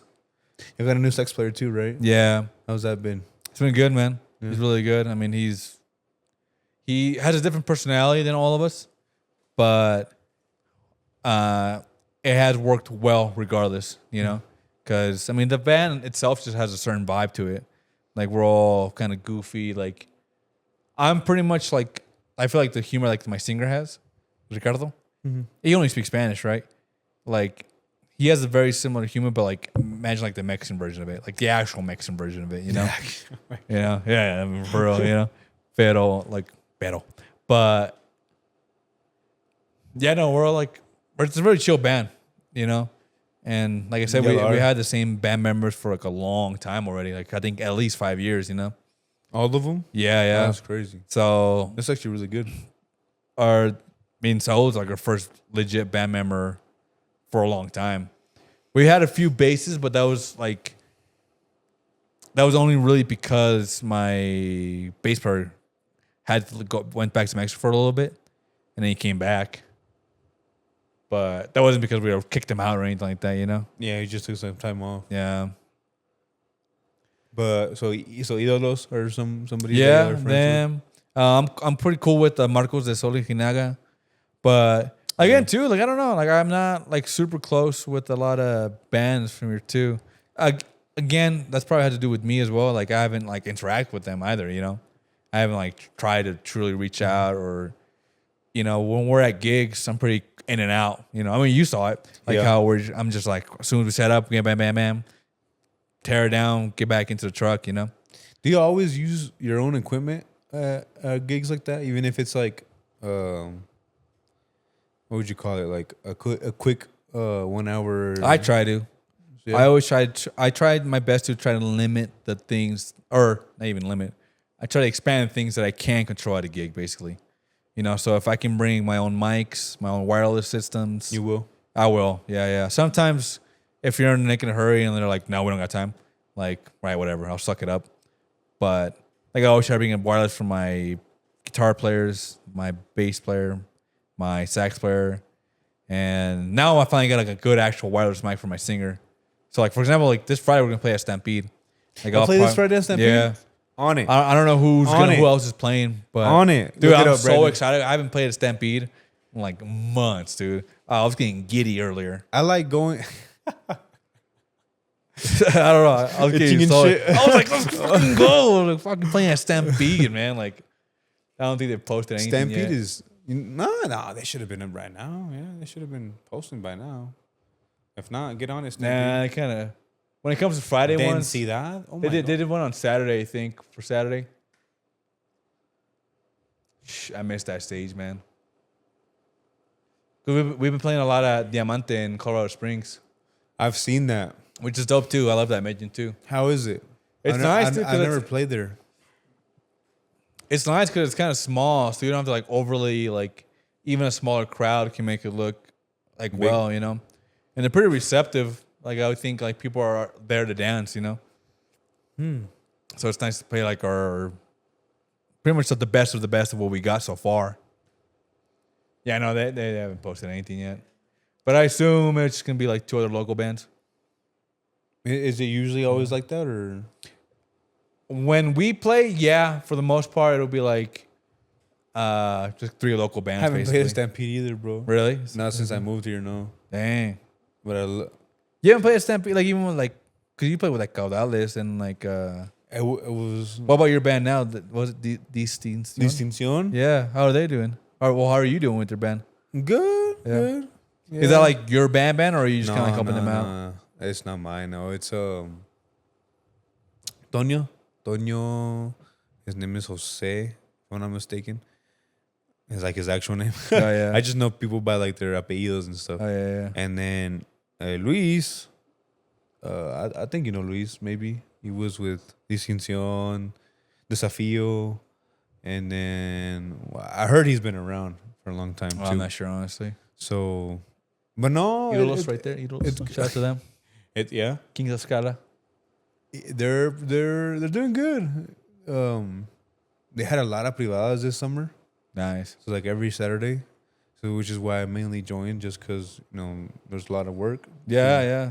But I've always wanted to do my own group. I've always wanted to do something, but I don't know, man. It's just making a group is hard. Yeah. I'm pretty sure you can tell me about it because you basically run the group, Yeah. So it's It's tough that to I don't- maintain it too, man. Like it's tough to keep it going, and try to keep guys motivated a little bit and to keep them like pleased, basically. So yeah, I've been thinking of doing that. your buddy. Yeah, that boy JP. Yeah. No, Stampede has been making some good dances lately. Yeah, dude. I think they really improved the people they're getting now. Uh-huh. No, but going back to the homemaking, to my group situation, yeah. I just think I have too much on my plate, even though it's not that much, right?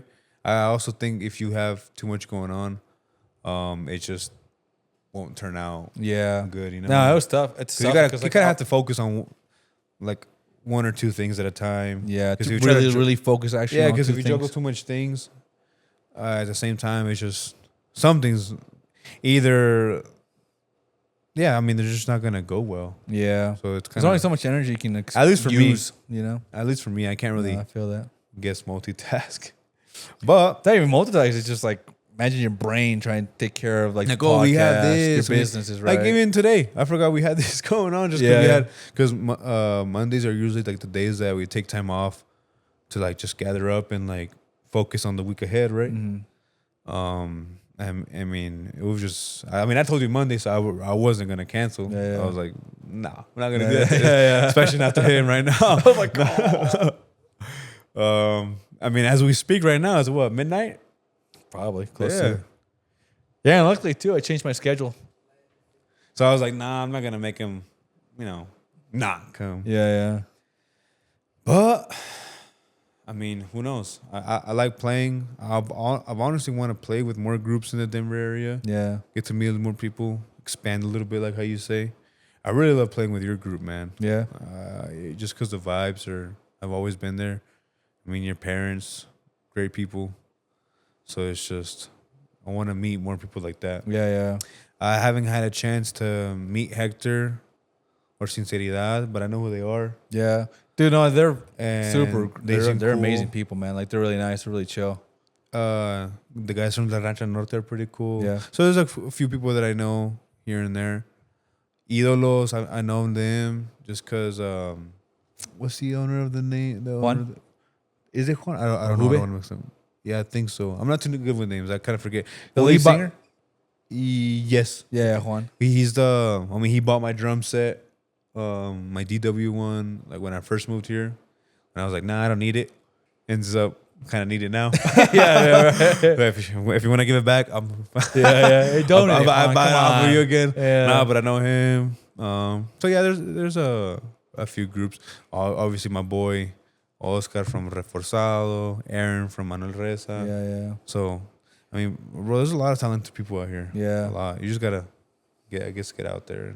Yeah, that is true. I mean, and honestly, like I said, like I'm like barely still starting to getting to know people, and I think people are barely starting to get to know me. Well, we were talking about that you were barely like enrolling yourself out Yeah. there. It hasn't been that long since you actually, because you've been playing what for 3 years? I've been playing with with Cimarron. I've been playing since I was like 18. So 27 now. So almost 10 years. Like genuinely 10 years, And you oh damn, I was way off, bro. Yeah. My bad. But I think I didn't start taking it seriously until maybe 3 years ago. Until 2, 3. Yeah. That's what you had said. Yeah, like you where I took it- started to take it seriously. And now it seems like you're like really pushing for it. Yeah, Which yeah. is good. Yeah, man. I Like mean, it's it's a good group, bro. we got one chance, man. Like Amen. to right that. now where I'm like I don't have, like we were talking earlier, right? I don't have all that much responsibilities in reality either. Like I don't have a kid, I don't have a mortgage. Like I'm not tied down too much to other stuff, right? So I can focus less on worrying about this other like responsibilities. I can just focus on this, you know. Not that like you can't do it, but I assume having a kid is a fucking bitch of a time to run a band, you know. Yeah, and respect to the people that do it, though. Yeah. That's crazy. Yeah, so like I'm trying my best to like. I mean, I worry about Get my these little guys in there. dog, bro. Imagine that. Say again. I worry about my little dog. When Yeah, I imagine running out imagine and how a kid. taking them out to the bathroom and all that, like buying them food. But yeah, no, imagine a human being. matter of fact? Where is she?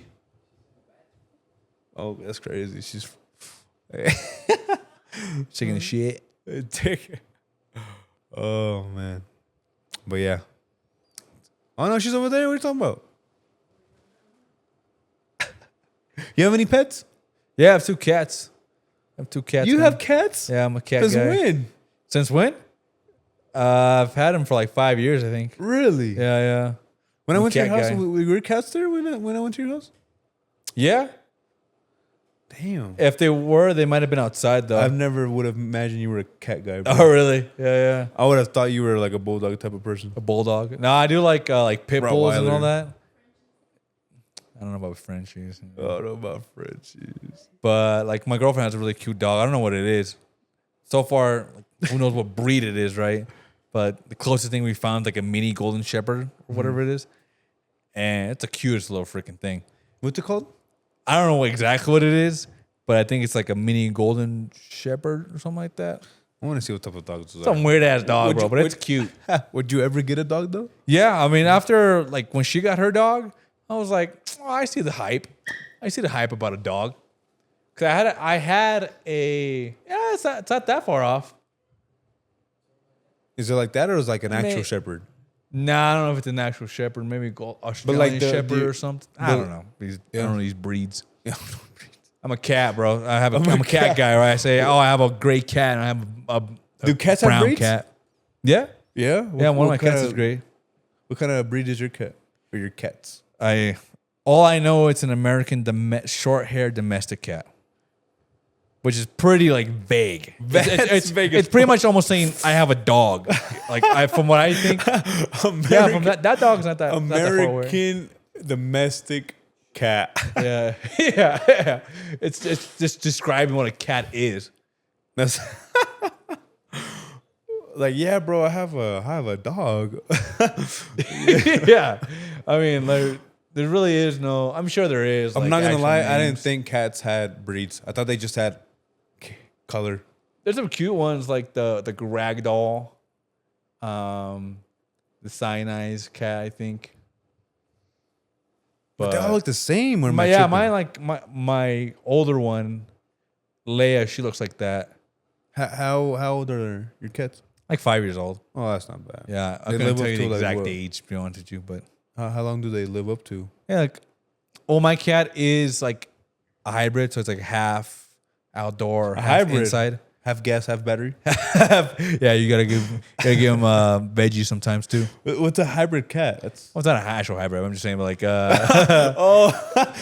like, cause like I think with the cat world, I guess, right? But like, there's a different word for hybrid. Like, not a different word for hybrid, but like, hybrid in a pet, it's used differently, right? Like, it's I don't know. I just kind of just use it. it's like have different breeds mixed in together, or No, it's more of like, for example, like I assume with the dog, right? You don't think of it as an outdoor dog and an indoor dog, right? Oh, okay. But with the cats, you do, and it's both for us. Like It we can let go them either out, outside. and like we bring them back in throughout whenever they want to come back. No, Basically, our dog is only inside, Yeah, you don't like. and then our dog was actually born on the same day I was.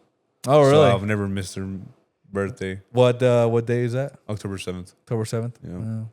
So I know Are exactly. you how it is. 97? Huh? Are you 97 or 98? What year are you? I'm 03, brother. You're an 03. I'm 03. Hey, I just hit it 95. Damn, bro. I thought you were closer to my age, I guess. Well, I guess you're not that far off. But I'm not 03? that- 03.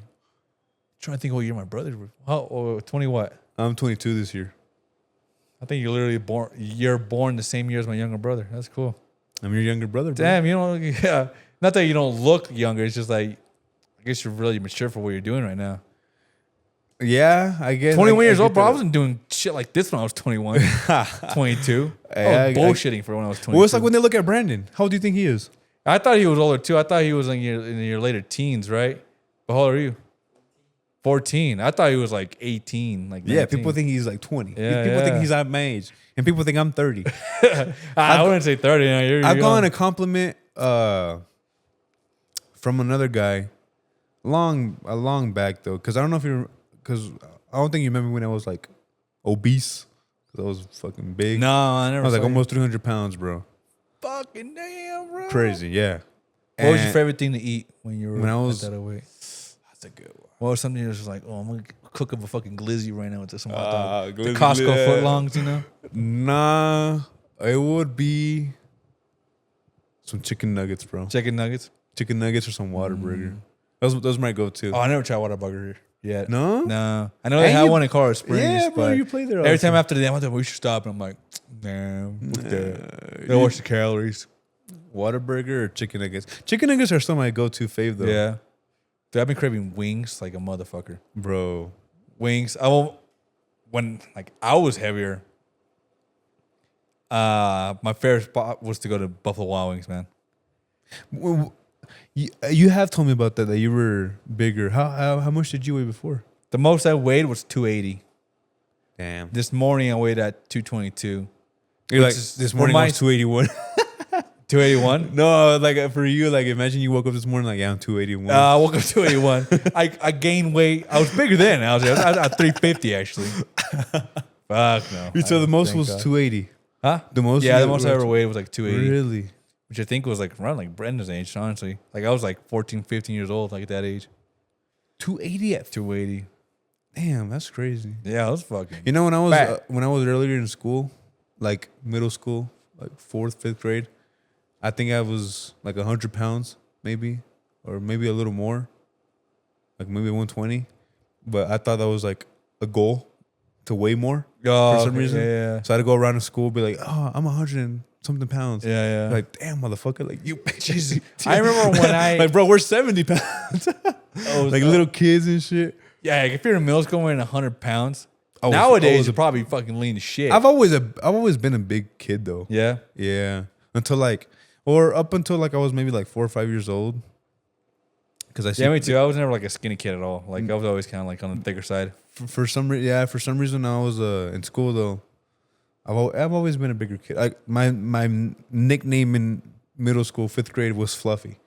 Oh, really? Yeah, because of Fluffy the comedian. Yeah. Of And I course. gave myself that nickname. Yeah, you might as well embrace it, right? Bro, I made a hoodie, everything. yeah.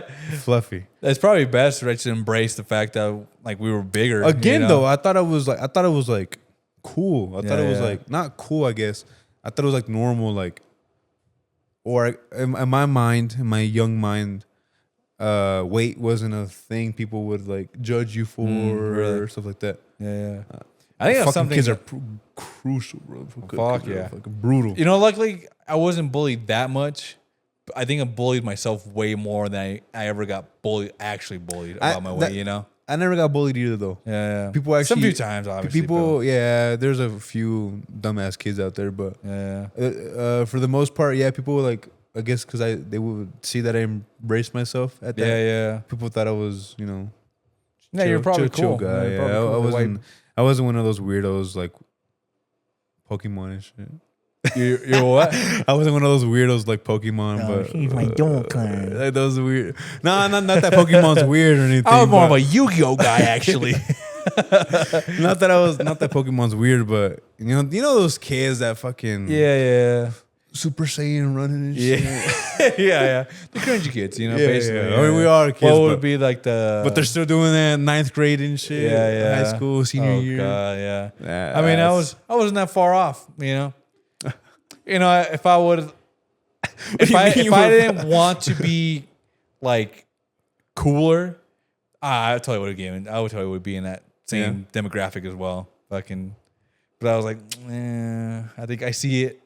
I see the social... The thing is, I was always nerdy too, though. Yeah. It's just not. You weren't lame. No, I mean, in some aspects, I guess I was lame, but I wasn't like, what's that word? A geek? I don't know. No, sure, like yeah. I don't know how to explain it. But I was always nerdy too, It just wasn't that nerdy where you would be like, ugh. Cheese touch type Cringy. shit. Yeah. Cringy. Yeah, cringy. I wasn't cringy. That's the Yeah. word. Like, look at Brandon, bro. Now 14-year-olds are running podcasts and shit. Yeah, that is Ain't fucking that shit? crazy, man. At 14 years old, Man, that I wasn't. was thinking about You know how that you one said for like at me. 21 you weren't doing this? The same thing for me looking at Brandon. At 14, I wasn't doing that. Yeah. I was barely, you know. For me, like I was Finding like stuff I was about with Cimarron. myself. I was with Cimarron at that time. Like At I was- 14? I was like barely getting into it, like barely learning how to play like the keyboard and all that. And I thought, damn, I used to be in a band back in high school. I was like, what the fuck? I was like, I guess I never like embraced that or something like that. Exactly. Yeah, Like, man, I think you did a lot of stuff when you were younger than. probably. Cause I mean, like I said, I was in Cimarron and that rock band, you know, and the rock band was fucking dope. It was fun. It's just a bunch of friends, you know, bullshitting really.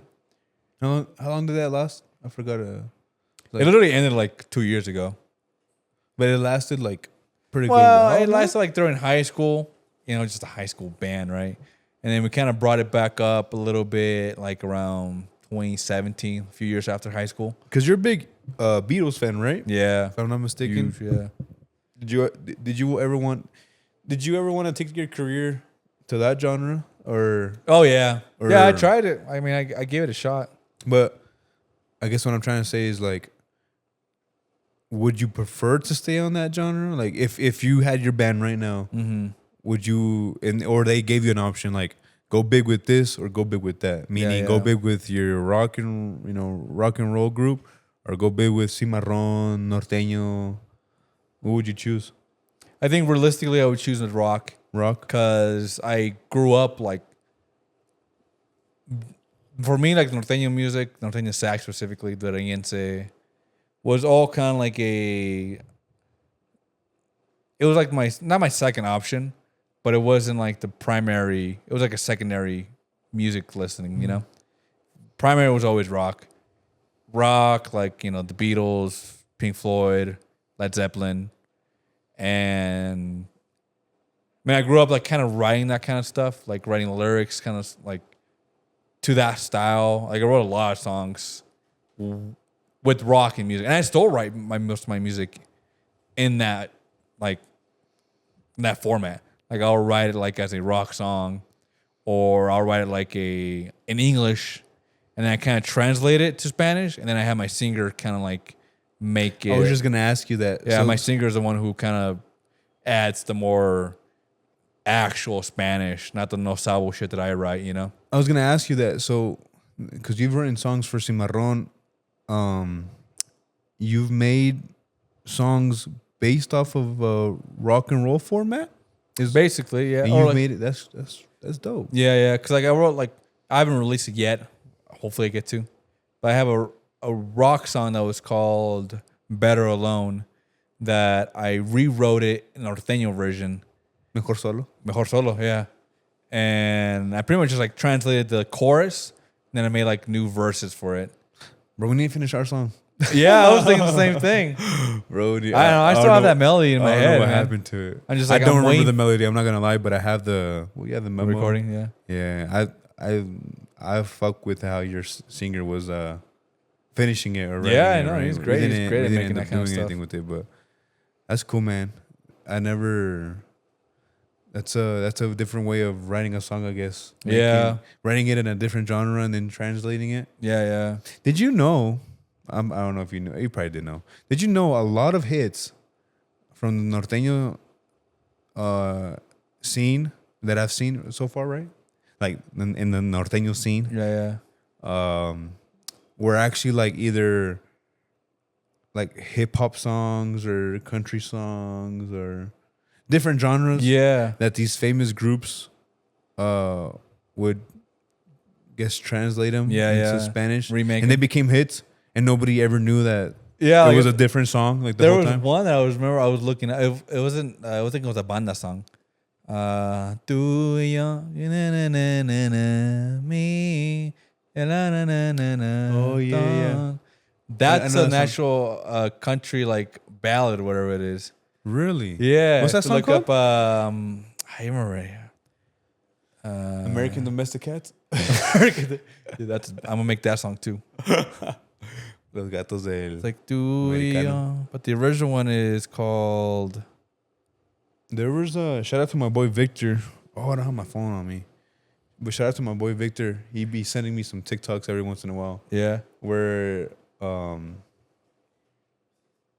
knows talking about? where they like I said, they just get a song from like songs from like 40s, 50s, 30s, right? Songs that people probably never heard of in their lives, and then they just make them into the Spanish version. Yeah, it's smart, man. Because like I feel like that's like especially with the thing sax, like it's covers. Like I feel like 80% of songs now on the thing of sax are just covers, right? Of like either other genres or like I don't know. Karol G would come up with a song and they'll make an norteño sax, you know? Yep. And something like that, I would think like 40s, 50s, and like the rock and roll scene, like it's like almost an untapped market.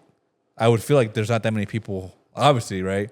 Where it's like you can pretty much, it's almost like coming up with a new song for this scene. Yeah, there's a lot of underground groups, especially like in the, I guess we would say like the rock and rolls, genre from like the 50s and 40s. Where I could be wrong on the genre. There's just a lot of underground groups in general from the 40s and 50s that kind of wrote bangers, right? They wrote bangers, and people are using them now. Yeah. But people are catching on that it's covers. Yeah. But yeah, there's a lot of groups. One of my favorite ones that to this day that I'm still shocked that it was a cover. It was the Relero song, the ¿Por qué nos dijimos adiós? Yeah, I've heard that. It's actually a country song, I think. Yeah. Look it up, Brandon. That one tripped me out when I heard that. I forgot how it went, but yeah, I remember looking that up. Why we said goodbye, yeah. Like, yep. And Victor, like I said, yeah, Victor's the one that showed me this. And I mean, there's a bunch. I think Victor sent me. I don't know where it's at my phone, but Victor sent me like I think a Cardenales one, Oh, really? and it's like their most famous song is in a cover. Yeah. And people was just What trips me out is when I hear songs there were covers of Marco Antonio Solis. I'm like, what the? shit ton of them. How many goddamn songs has this guy written? At That, least like, 1,000, Yeah, more than 1,000. And I thought I was a big fan of Marco Antonio Solis, and then I hear like this song, they're like, oh, this was a fucking Buki song. I'm like, what the fuck? Marco Antonio Solis is a great composer. Oh no! You see, that's crazy. That is pretty wild. That just kind of shows you how the music is such a beautiful form of art. Yeah, it's universal. And look at this song, bro. Look at this, so beautiful. All right, we're good on that. Yeah. Imagine being a teenager when this song came out, just like listening to the song. Why'd you leave? My question is, I guess not a really question. People listen to all types of music, but like, how they find these songs or where do they find these songs? Yeah. Because like a group from like Rileros showing their history. Get the book actually on baqueterosmacizos.com. Oh yeah, what is that? So the book. You haven't seen the book? I have seen an Instagram post of it, but Oh yeah, it's a book that the Alfredo El Chato Esquivel, the drummer for Rileros, he wrote the book and we're selling it only on baqueterosmacizos.com. what is it like? It's literally their history. Oh, like how really? they started. Like he wrote the book or what? Like he wrote the book. That is freaking sweet. Actually, that's a good idea. Yeah, he wrote the book like of how and I'm halfway through it because when I interviewed El Chato, I knew he had a book. I just never read the book. And now when I read it, I'm like, wow, I could have asked so many other questions. Yeah, I could have had like all these. But hey, I mean, you live and learn. But there's so much stuff in that book, and it's just like when you read their history, right? Going back to what I was gonna say, when you read their history, you're like, I mean, these guys are like straight straight traditional Mexican human beings, I guess. Yeah. And going back to like the song, how would you find these songs, right? But the only answer I guess you would have is like radios or CDs or Yeah, I think it's literally just like you exploring your own options. yeah. Exploring They lived in the other U.S., genres. so I'm pretty sure they heard those songs. Yeah. So they're like, oh, imagine this song, has a great melody, or I don't know. I'm sure we'll get them on, or I get them on and ask them about. I should have asked them about that song actually, like Yeah. but I didn't know it was a cover until after. Yeah. So it was like, damn. Yeah, dude. There's so many songs that I want to like cover from the Beatles that I'm just like, oh, it'd be so good. Which song would you do? The one I really want to do is Yesterday. That's a good. That one is like, That's a fucking badass pick. I just haven't had the time to like invest into it, But That'd be a dope song. yeah, that's the one that I've been wanting to do for a while. Another Beatles one would probably be like, I want to do something like edgy, like Lucy in the Sky with Diamonds. Like I would have no idea how to translate that. But ChatGPT, brother. yeah, I know. Just straight up translate it. I'll just make it seem like I wrote it, and then I'll have my stinker just make it better, basically. ChatGPT can make a badass song. Has it? There's been a few country Yeah. ones that I've heard on my TikTok. They're so fucking good. I'm like, this song is so good, and it's like AI generated. We gotta make a AI generated Song? norteña sax And song. then call it AI. Call it AI. Yeah, Yeah, might as well like give it to the. give it to the. Look, listen to this.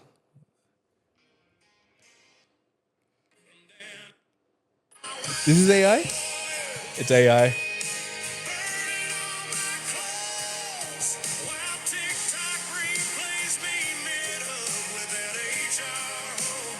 It's about the Coldplay thing. Oh, the one that went whenever they went viral with Yeah. the people cheating and stuff. Bro, this song is good. If it's AI, I was like, I saved it so I can listen to it They again. have the play a little bit of the one that y'all wrote in Spanish. Oh, you don't have it on your phone either? Here, give me on your phone. So they wrote a song, right? Who did? Or they typed out a song. Oh, But I just want you to hear the musical. The music. I don't want you to hear the lyrics because it's like they straight up Chat GPT or is it another straight app? up ChatGPT, bro. But I just want you to hear like the instruments Yeah, on yeah. ChatGPT for our Mexican Yeah, genre, which is crazy because you would have never thought. I thought ChatGPT was American. Oh yeah, right. They wouldn't know anything about norteño sax. No. I don't even know what. I think everything. it's only accordion if I'm not mistaken, but just listen to the music because I don't want you to hear the lyrics because like I'll tell you why you can't listen to the full song later after this. This is ChatGPT.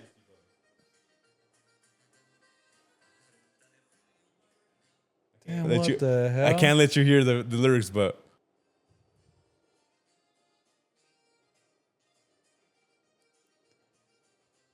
crazy, brother. That is pretty wild. It's like almost Calibre. It sounds like Calibre. Yeah, 50. that's exactly what I thought. Yeah. Calibre 50, like, and I'll show you the full song later. Yeah. But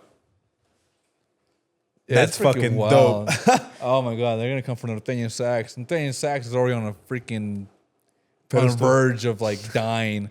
You think so? I would say norteño sax is like you think Norteño too Sax is hitting? niche. You think it's hitting that Duranguense? Oh wow, is it hitting the Duranguense face? No. I just think it's gonna be, for example, like how I was saying earlier, how rock was my primary genre, norteño sax was my secondary genre. I could see it becoming just everybody's second genre, like not the primary thing to listen to. Luckily, the thing is, like, we saw a lot of culture behind it, right? Which is like what, dancing, right? Dancing, the clubs and all that. So That's the but there's a lot of market for it. But once it dries out, because like one thing I've noticed is like there's not that many quinceañeras anymore. Like there's not that many. That tradition in the United States is like, kind of. I've seen it, bro. It's like slowly kind of dying off. I mean, even when you're at a quinceañera now, the quinceañera is rarely there. either we suck ass or every quinceañera fucking doesn't want to be there, you know? And we're taking out, like I said earlier, like we're taking out newer songs, right? Songs that they like, songs that are trending. Mm-hmm. So if they're not staying inside and like, you know, enjoying it with their friends, like, then they obviously don't want to be there, you know? We played at a quinceañera. I think it was this past weekend, this Saturday. And the quinceañera looked more like a wedding than a quinceañera, because it was the girl, right? Uh-huh. And I believe the dress was white or like a beige tannish.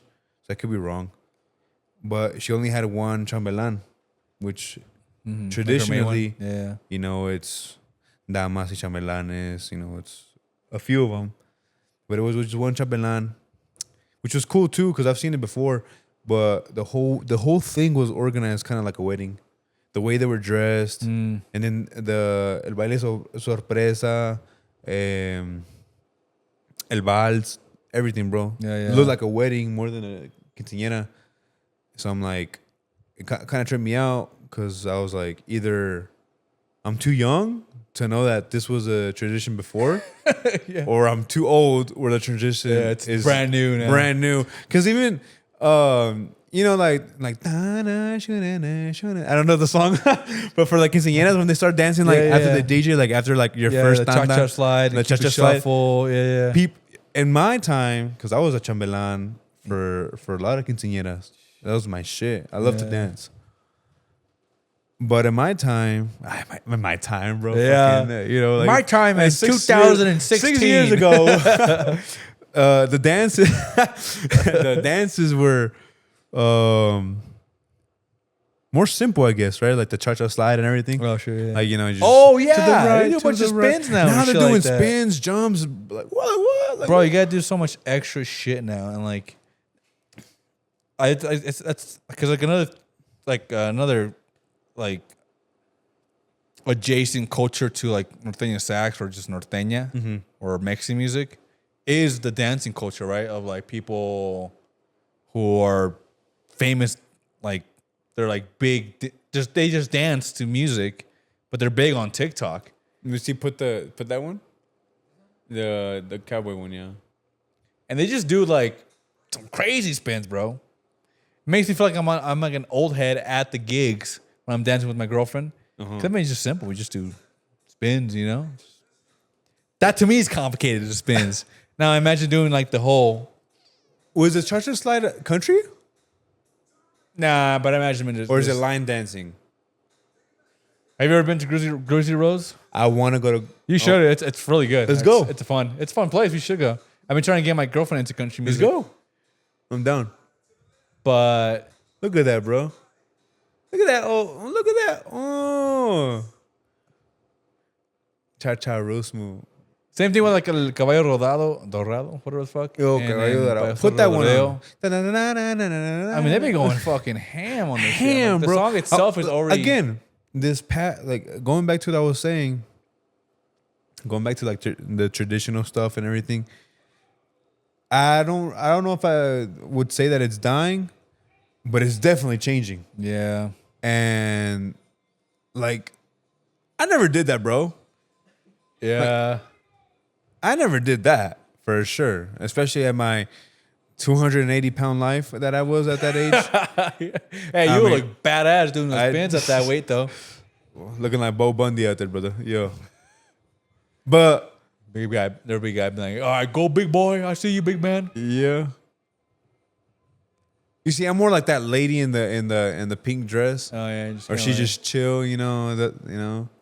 But it is evolving. I think the age bracket of like 15 to like 20-year-old are completely changing this freaking scene. It's gonna be totally different, bro. Because at least I still have like, I would say like maybe 25 and above. We still have remnants of our parents, right? Of their music, of the releros. Look, even that TikTok says "Avanzado payaso de rodeo." Look, put that one on, Brandon. The one with the 51K likes. Yep, that one.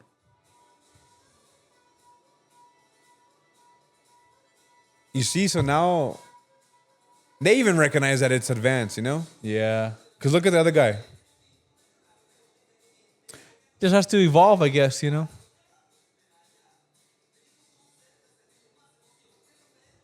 Yeah, everything has to change, you know? Got to catch up to things. Yeah, change or die, basically. My question is, since we're probably going to be playing at a lot of more privadas in our life, right? Especially quinceañeras, when the fuck are they going to change the songs that they choose for these little dances? Oh, that's never going to go away. Bro, they've been playing these songs for the past... Another another version of Cupid Shuffle. Yeah, another version of Cupid Shuffle, another version of... I would think Payaso the only de way that Rodeo. would happen is if a big artist covers Cupid Shuffle and makes it like a cooler version. But, like, not a Cupid Shuffle, though. yeah, a new dance. A new dance. When is that going to come out? I have no idea. I always kind of thought that too, because like, and they don't get tired of It's it the either. same 4 songs. They don't right? get tired of Cupid Shuffle, Wobble Baby, Cha Cha Slide, and Payaso yeah, de these Rodeo. ones. Payaso de Rodeo, know them. Oh, Caballo Dorado. Yeah, whatever yeah. they want to call it. Fucking same. That song came out in the 90s, I think, and it's still like That's I don't what I'm know. saying. Maybe they're just songs that are just like timeless. I guess that are just Yeah. like no matter what, no matter who you are, you can just step in and like learn the 4 slides basically. No 4 es, steps. look at the comments. No es, no es así el baile. Ya le agregaron pasos. Yeah. Kidding me. All these old heads getting pissed. Oh, always, bro. People can't comprehend or want to accept Yeah. the modern changes. Anything. That's the thing. You got to like adapt to like the market. You have Yep. to adapt to what they're. Because you know, I was listening to Sabrina Carpenter. I listened to her whole album, right? Because I'm like, what is the hype about Sabrina Carpenter?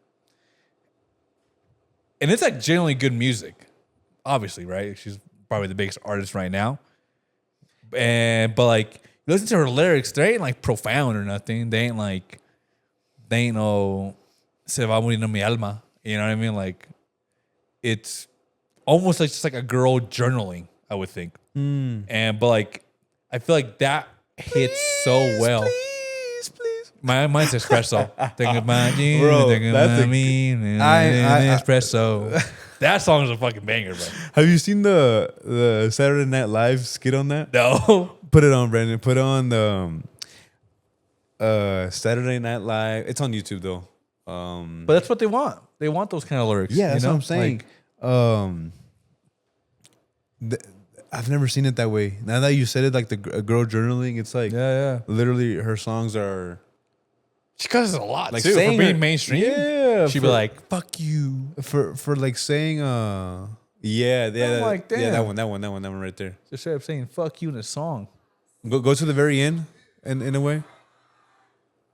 Oh no, wait, go leave it there. My bad. Maybe I'm wrong. I just watched the whole episode. Imagine. Look at this.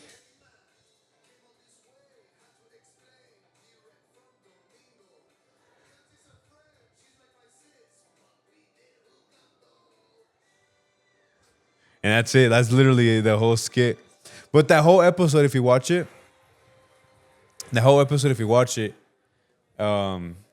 they're what would you do? What would you call it? Not a cover, but they're redoing the song. parody? Or doing a parody of the song. And basically the skit's about, this girl went on a what do you call what do you call that? Like a bachelorette party, right? Before you get married. They went on this bachelorette party and they found that guy, Domingo, and stuff like that. And they did the parody of the song. And it's funny because because I like watching those videos, but when I heard that song, I'm like, oh, this is a nice beat song, Yeah, right? yeah. Because it's modern, it's different. Yeah. I was thinking agree about with you. making an espresso cover. I was like, Yeah. how could I make espresso norteño I sax? agree. I agree with you. The Sabrina does like a lot of good modern, I guess, musically produced stuff, right? Yeah. So when I was hearing it, I didn't know who Sabrina Carpenter was before that video, and I was listening to it. I was like, oh, that's a cool song. Like, I imagined SNL made the song right for the skit. Yeah. It was until later when I got on TikTok and I saw the song, like, oh wait, that's the song that I just listened to a couple days ago. Yeah. And I listened to the song and it's catchy, bro. Yeah, dude. All you need is catchy modern lyrics. And Yeah, that's the biggest thing. like that. Yeah, I think something that resonates with people because like now, like I don't know what it is. Like maybe you just need to like not overthink it. You know what I mean? Like you don't need to be edgy or you don't need to be, you know, a poet. You know, it's just like you just gotta make something that connects with the people. It's interesting. Easier said than 'cause- done, obviously. I mean, listen to like el tacata, bro.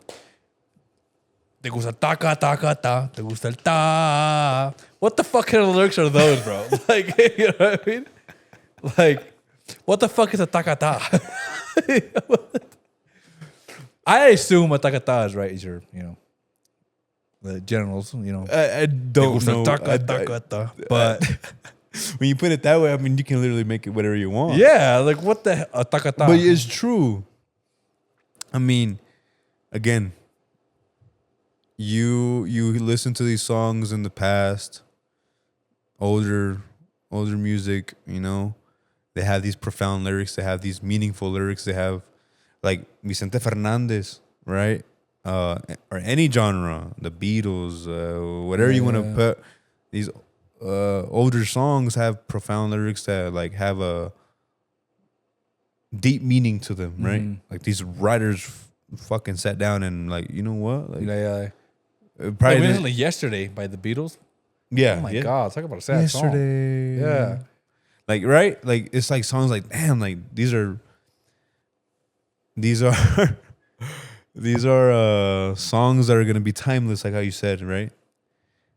And then you go listen to Takata, you're It's gonna a be big like, song too. it's a big song. Yeah, people dance But to again, it. like it's you know, you gotta be modern with it. Yeah. And that's what songs are hitting on right now. Like it's not nothing too deep, nothing too complicated. It's just Why do you think that Cool, is? I Why guess. do you think it's gone to like a more simpler, more like, why? Yeah, like less needing to analyze, less needing to.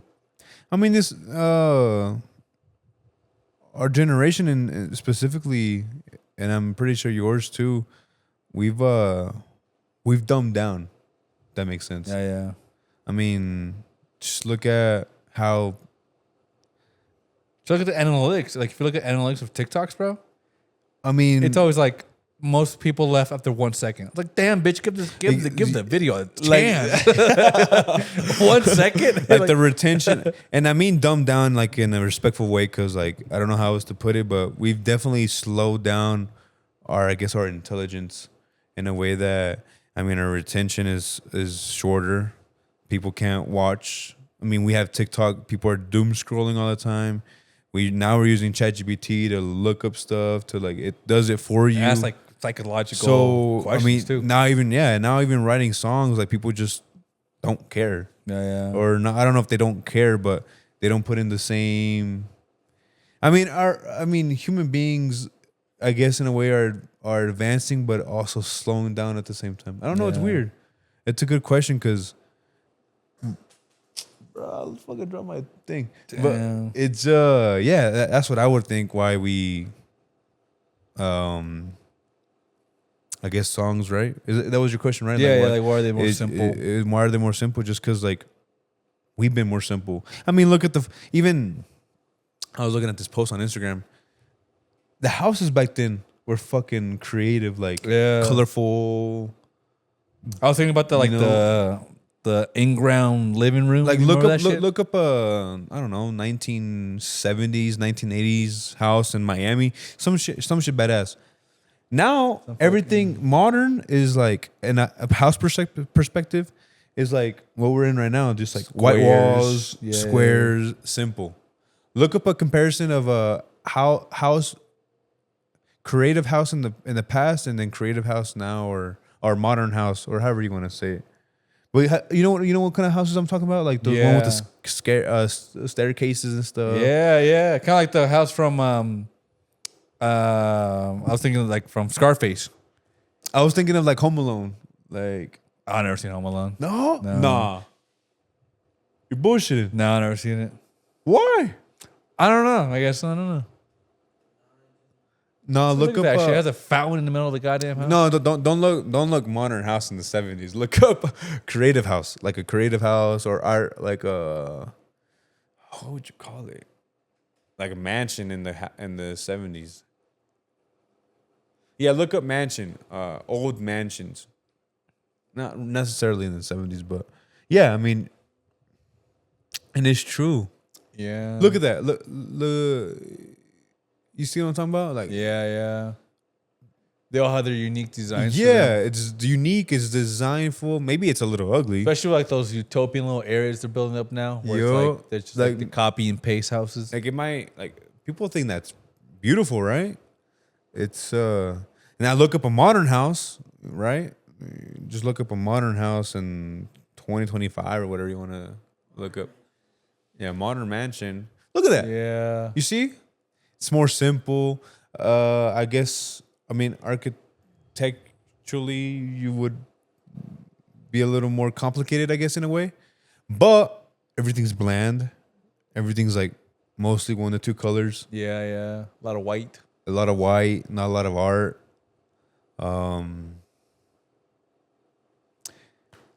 We're just getting more simple as it comes, brother. Yeah, I also I think we're going in like, reverse it has to do with instead of like going forward. having to just pump shit out, you know. And I personally, like, I wish I wasn't as I guess addicted to the phone dopamine, right? Because like I find myself doom scrolling sometimes. Hell yeah. But I wish I could get off of that and just. I really look up to the people like or the cultures in the past, right? Like when they were like, get up, get some fresh eggs from like their chicken hen. Yeah. You know, break it, get up at 5 a.m, drink coffee, read the newspaper, Stuff go on a with more walk. purpose, basically. Like nature is fuck. Yeah. Now I'm barely waking up at 7 a.m. sometimes. First thing I do. It is weird, right? It's That weird, shit's- like the and it- reality of like living. And it bothers on me your though because I phone. feel tired. Like Your eyes, I probably get tired from all that fucking UV light.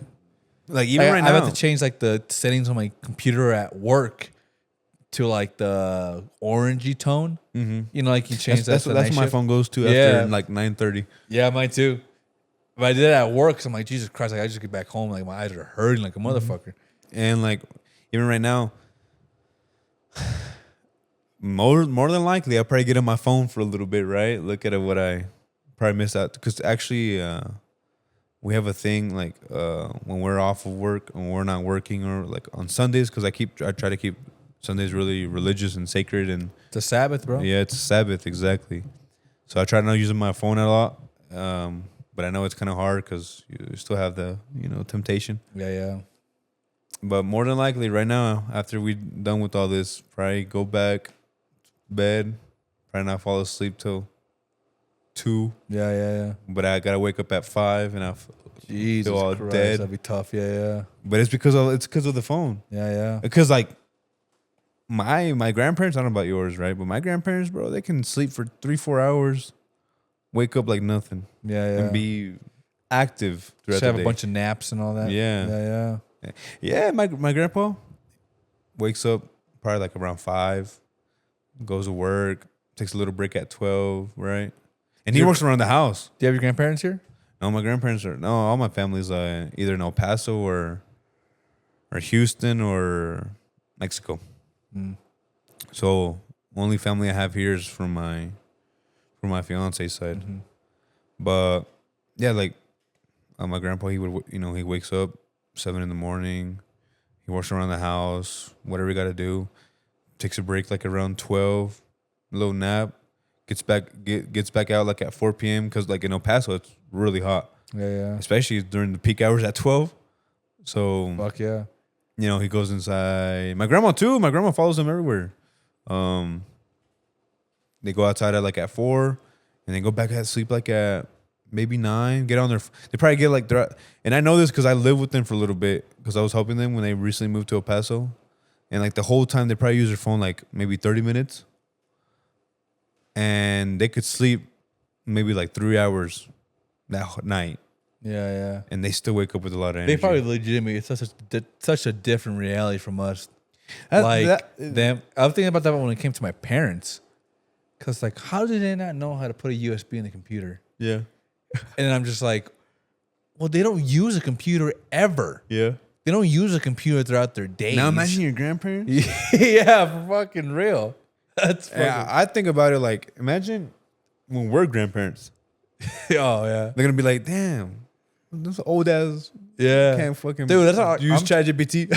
Oh my god, dude! I'm like trying to keep stay aware of that kind of stuff because I'm just like I don't want to be like older and not like keep up with like modern technology. Basically, Don't get me wrong. There's a lot of older folks that are up to date though. yeah. So Just a batter, but like the thing is, like when you get older, you get again, like you more just gotta conservative. stay, You get more, you get less flexible to learn stuff, right? Again, though, I wouldn't mind being an old folk and not giving a damn about what's going on in the world. Just leave the phone. My goal is to throw away the phone at 60. Maybe. Yeah, no, we're fucked, bro. We ain't never throwing away this shit. Eventually, we're gonna have not only this, we're gonna have freaking shit on our glasses and our ears. We already do. I guess so, but We now it's already gonna be do. mainstream after that. That's scary. Hopefully, I was thinking about that when it comes to like TV screens, bro. Hopefully, Jesus comes back. Let me finish the Bible before Jesus comes back. That way, I can actually accept Jesus into my life. You know, that way I can actually say it with truthfulness. You know, but Entrega total. yeah, and my girlfriend's just like, "You gotta finish the Bible. You gotta finish the Bible." I was like, Imagine you're on Revelations, about to Haven't finished it done. yet. Skies opens up. yeah. Oh my god, dude! I'll be driving sometimes. I'm just like, imagine if that did just happen. Just Yeah. you know, you hear the trumpets and you hear That's scary, bro. see angels falling down. Oh That gives my my- god. Bro, like okay. That gets I my don't- skin. I never finished it, but when we were at the Grand Canyon, we were talking. She was telling me these stories about the revelation while we're going up, like pitch dark, no lights, no like light pollution. It's telling me the story about the revelation, what's going to happen with the mark of the beast, like she's like, what's going to happen if you don't accept Christ, basically, like if you don't believe in Christ. And I'm just like, it sounds way easier to accept Christ in your life than it is to like not and have to deal with like the Antichrist, the mark of the beast, like them torturing you and then like you going to hell. I'm like, oh fuck no. I was like, I gotta read this book. I was like, I gotta find this. finish it. I was like, Jesus sounds like a good guy. I was like, I don't know. I gotta, Jesus sounds like I gotta get honest. I don't want to. Oh man, I got chills. I don't want wanna- So scary. I don't want to even think about not having Jesus in your life because I've and what's crazy, there's people on TikTok that kind of like fully go in detail about what Revelations really means because like once you're reading it, everybody interprets things different ways, right?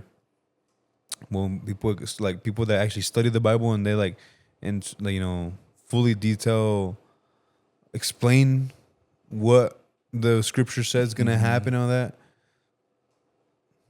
Nah. Yeah, I ain't like- messing with that. Like what they actually describe. Like, or what's gonna yeah, bro. happen. Like have you ever seen what a real angel looks like? According I've to seen the like scripture? photos of it. Like I've seen them on TikTok where it's like the eye and like Just a bunch eye. Yeah, That's yeah. scary. The what they say is gonna happen, that's scary. Everything's scary. Like I don't know, man. Like I think I do have this kind of grandiose idea sometimes. Even if people think it's a fairy tale, that's a scary fairy tale. bro. hell yeah, it is, Like- bro. I think about like, that shit too. I'm like, if this, like, let's say we're wrong at the end, right, and there is nothing, like, okay, well, at least we probably a safer route out of the way. I mean, regardless, either way, like, let's better be safe than That's like sorry. saying, like, I took some poison, but I took the medicine to get it out of me. Yeah, like, oh, yeah. you actually never even took the poison. Well, at least I took the medicine. Yeah, Instead yeah. of like, we'll see what happens. Nah, I'll risk it. I'll be fine. Nah, I gotta brother, get I'm immune gonna system. take that medicine. Yeah. I'm gonna make sure I believe. Because imagine, imagine we're wrong. Okay, cool. Whatever. Yeah. We were wrong. But if you're not wrong, I think one thing that Christianity has, or God, is that it's been holding the test of time, right? Like how many religions have like died off, or how many? I mean, they're making movies about Thor, like the god of thunder, and Zeus.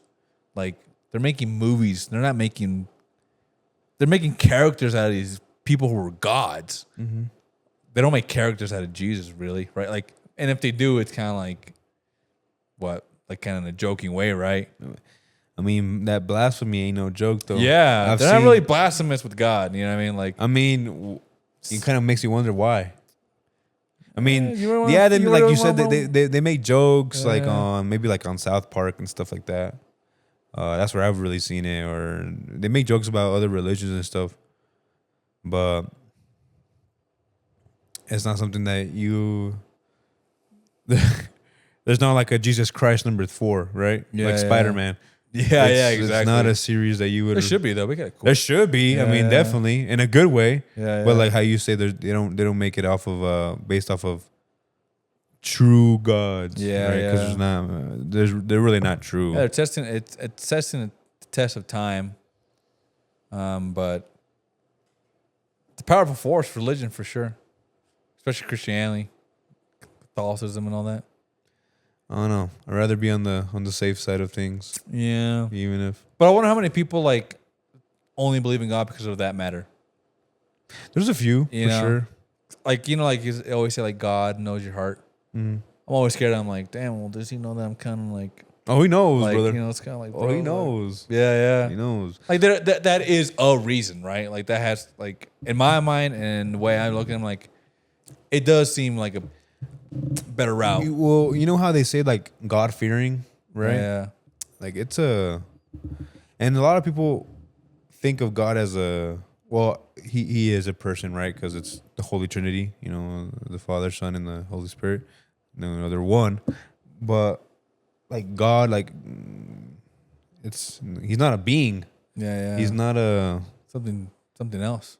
I mean, he is. He's right. He's Jesus Christ as well. But in the aspect of other things, like before all that, he's just everything. Yeah. It's kind of crazy to think about too. I don't know, man. Our brains aren't gonna comprehend it ever. I don't think. No, I don't think we're supposed to comprehend it. You're not supposed to. It's been, like I said, 2,000 years does not sound a lot No, it's not. when compared to the billions of that we're supposedly we've been here. Nah. And then 6,000. If it's actually 6,000, because again, how I would think they it's know? too short. How how would Like they? like instinctively, like in my brain, 6,000 years doesn't seem like a lot of years for all of this to have happened. You know, Like how would they know that it was billions of years though? Like, do we actually have the technology to know that? I always wondered about that too, because like they always say like, well, Like, we know it's that- about the light that's returning back, right? The oldest light is the 32 billion years, light years away, How, whatever though? it is. like Fuck, fine, no, dude. like that's how like we know how old, like supposedly the Earth is a billions of years, but we don't have That any. seems to take a We don't same have any amount of videos faith. of Abraham Lincoln. Say That's again? kinda, like we have a belief, right? Or not we, but people have a belief of that the Earth is billions of years, right? But we don't have like any like footage of like Abraham Lincoln or George like, you know, these figures of in the We have past. paintings and Like there's stories, paintings, yeah, right? yeah. Which is, I don't know, that's crazy to think about. Like Yeah. we're barely taking off in this technology thing. Like if you think about it, we've only had this technology It's for been like like 150 years, bro. 100 years if with the maybe steam less, engine. Yeah. maybe less. Like, Scientific revolution. yeah, like the actual hardcore technology stuff came out what in the 80s maybe. Probably 70s. Yeah, so it's just. Oh no, I don't want to. It's crazy to think about like in another, like our kids and then their kids with like good Yeah. experience. It's crazy. Well, maybe Jesus will come back. Maybe you. You know, kind of solve the problems right there.